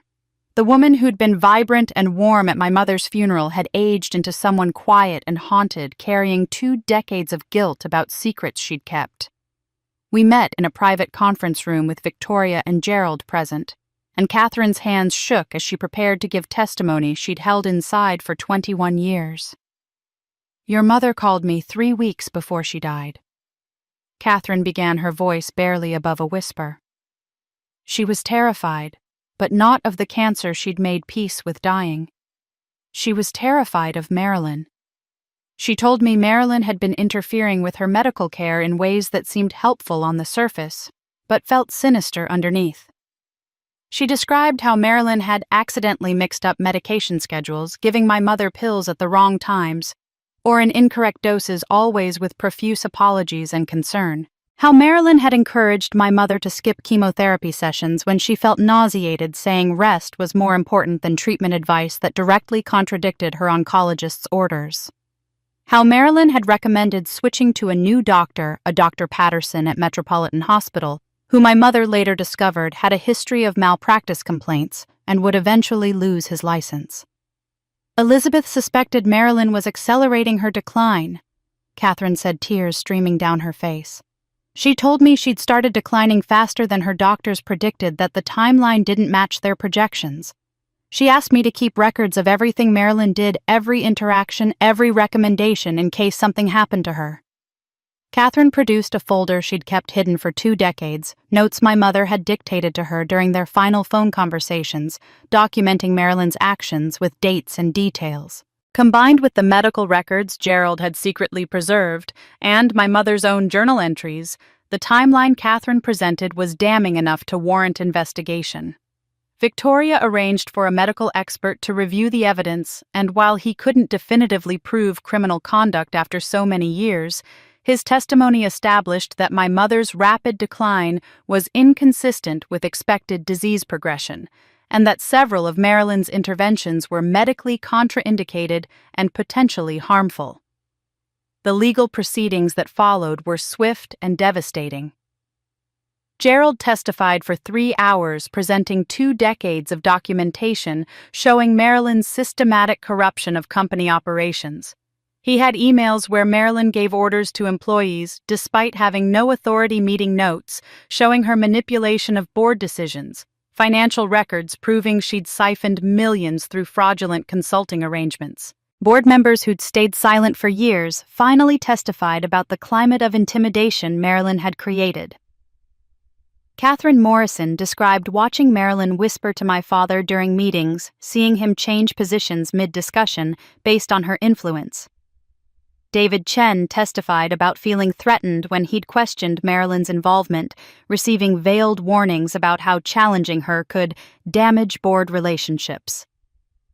Former employees came forward describing Marilyn's retaliation tactics, people fired or demoted after questioning her authority, careers destroyed for the crime of loyalty to the company's actual principles, rather than Marilyn's corruption. The testimony painted a picture not of isolated incidents, but of comprehensive, decades-long abuse of power.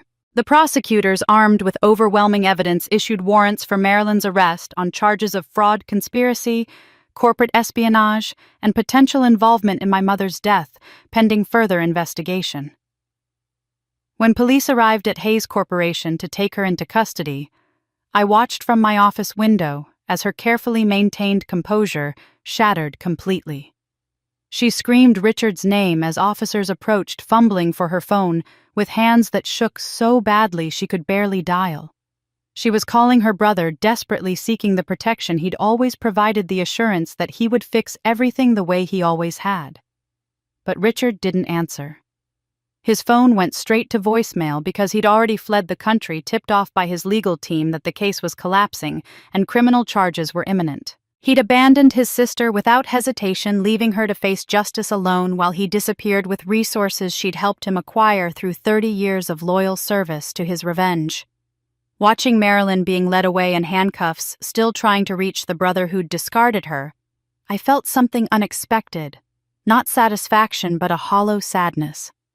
She'd sacrificed her entire life to execute Richard's vendetta, shaped her daughter into a weapon, destroyed countless lives, and in the end, he'd thrown her away the moment she became inconvenient.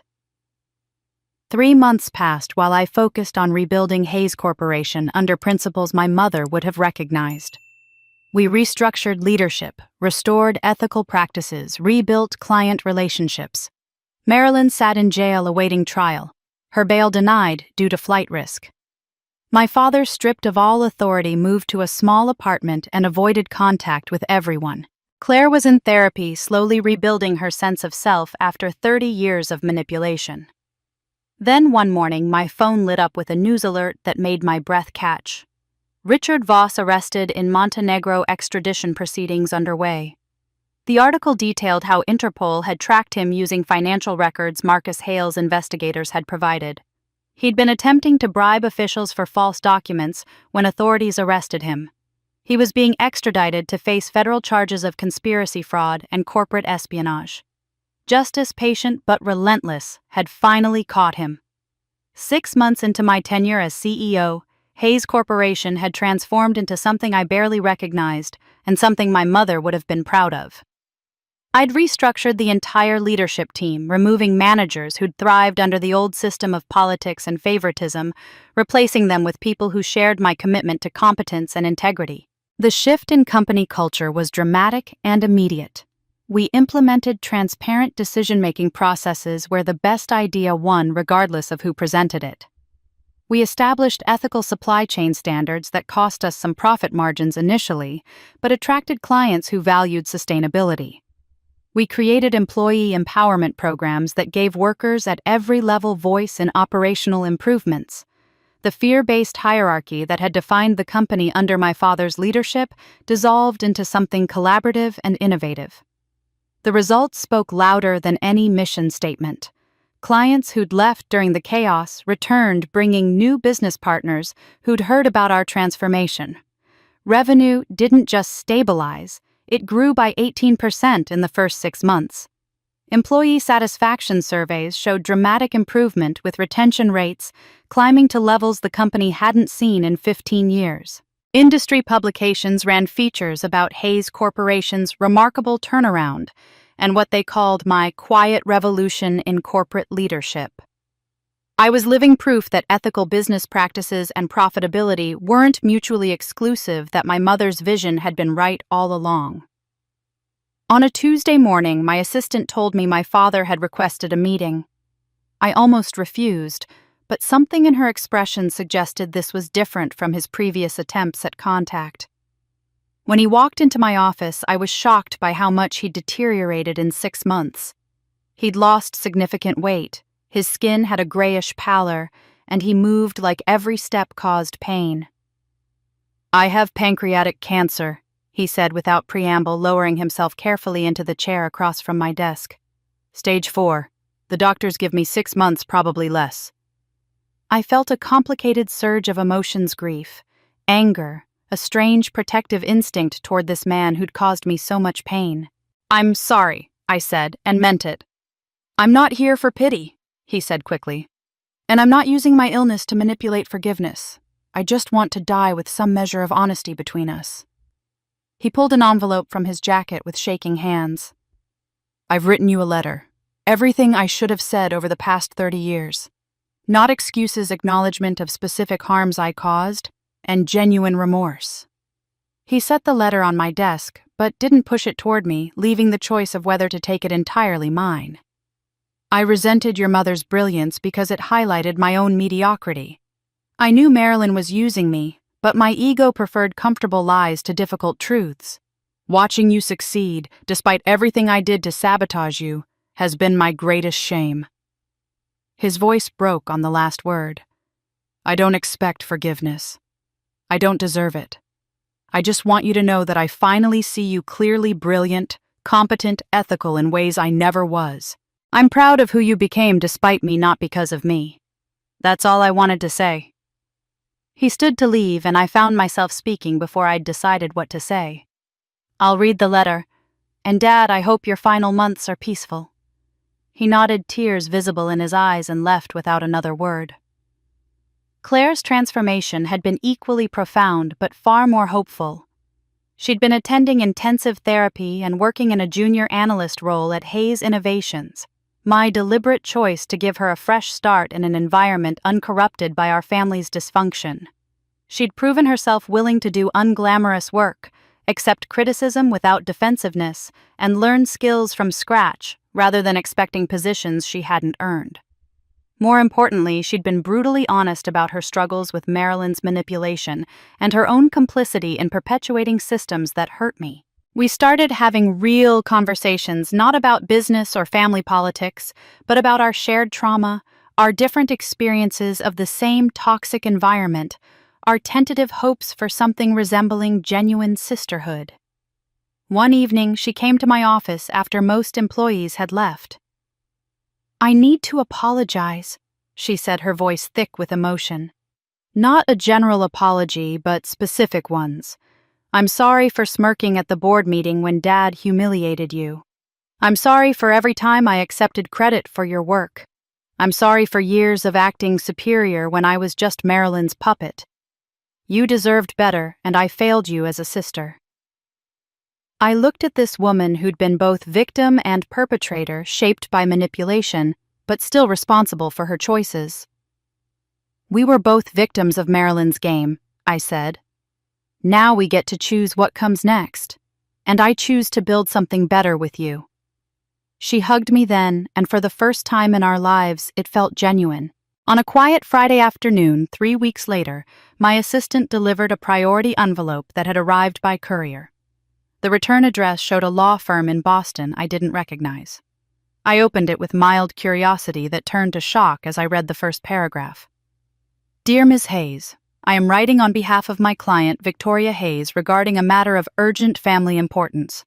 Ms. Hayes has requested a meeting to discuss her relationship to your late mother, Elizabeth Hayes, and to provide documentation regarding her legal claim to recognition as Elizabeth's eldest daughter." My hands started shaking.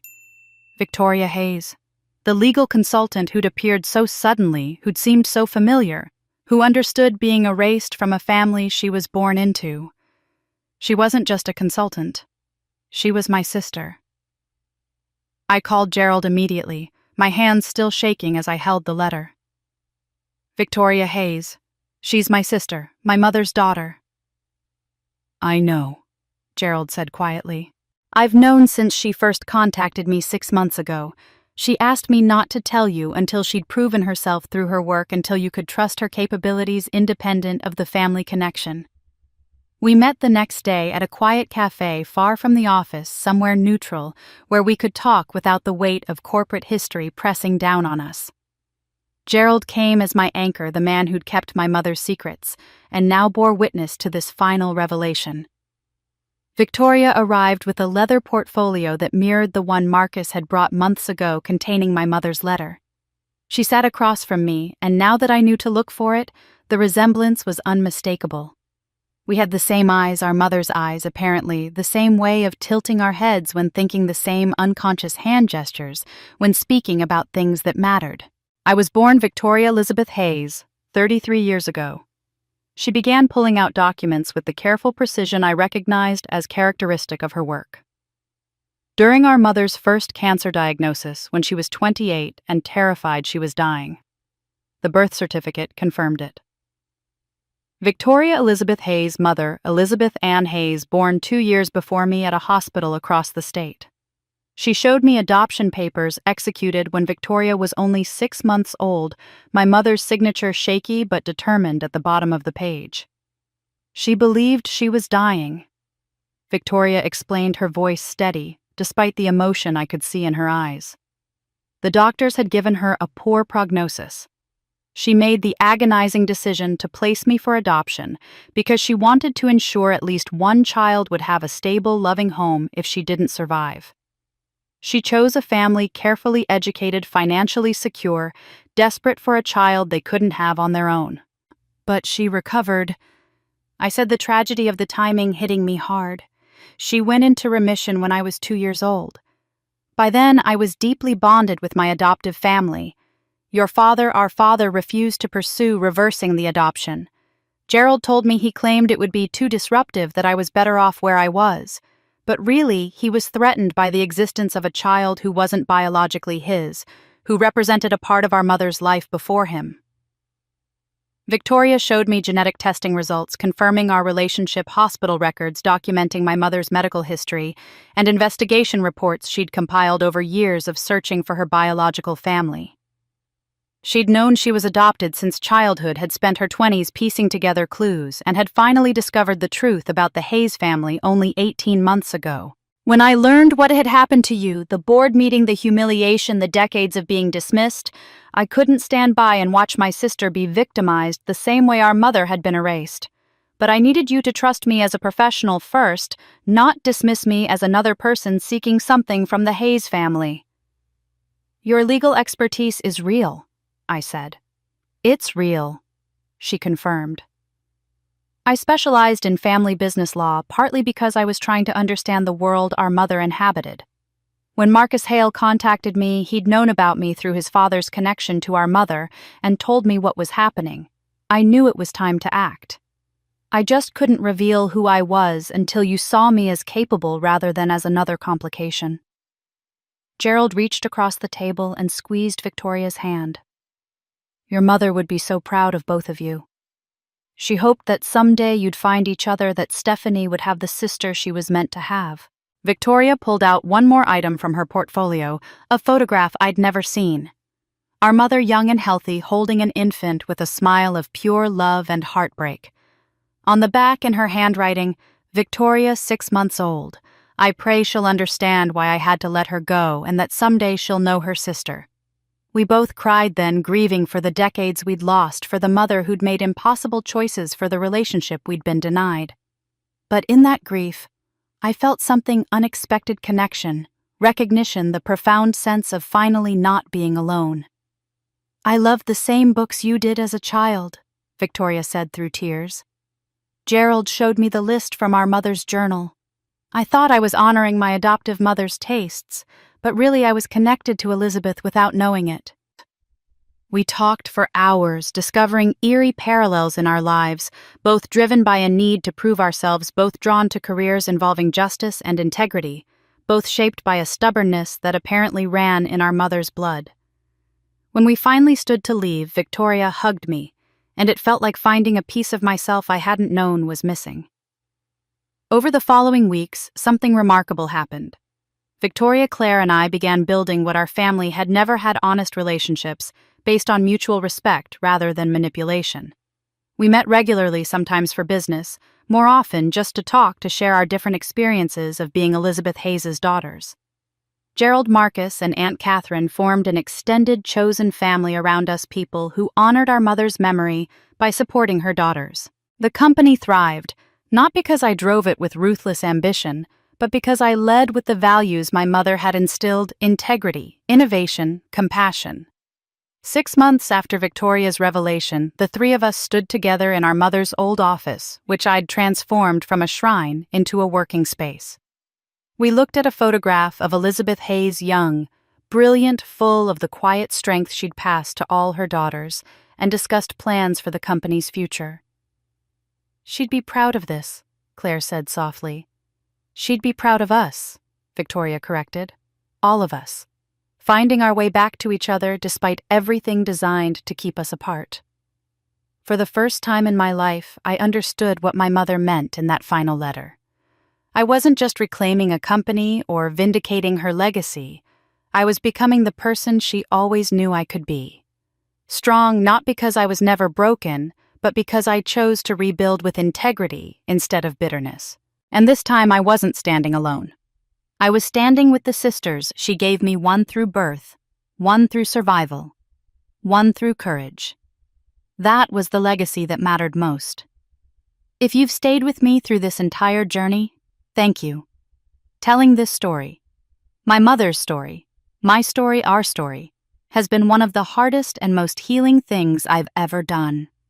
For 31 years, I lived in the shadows of a family that tried to erase me. But I learned that being overlooked doesn't mean being powerless. Sometimes the quietest flames burn the longest and brightest. To everyone watching who's ever felt invisible in their own family, dismissed at work, or underestimated because of who you are, I see you. Your worth isn't determined by people too broken or manipulated to recognize it. You are not defined by what was stolen from you, but by what you choose to build with your own hands. My mother left me more than a company or an inheritance. She left me the truth, the courage to reclaim it, and sisters I never knew I had. She taught me that real strength isn't about never being broken, it's about choosing integrity when rebuilding. I'd love to hear your thoughts. Have you ever felt overlooked or dismissed by people who should have valued you?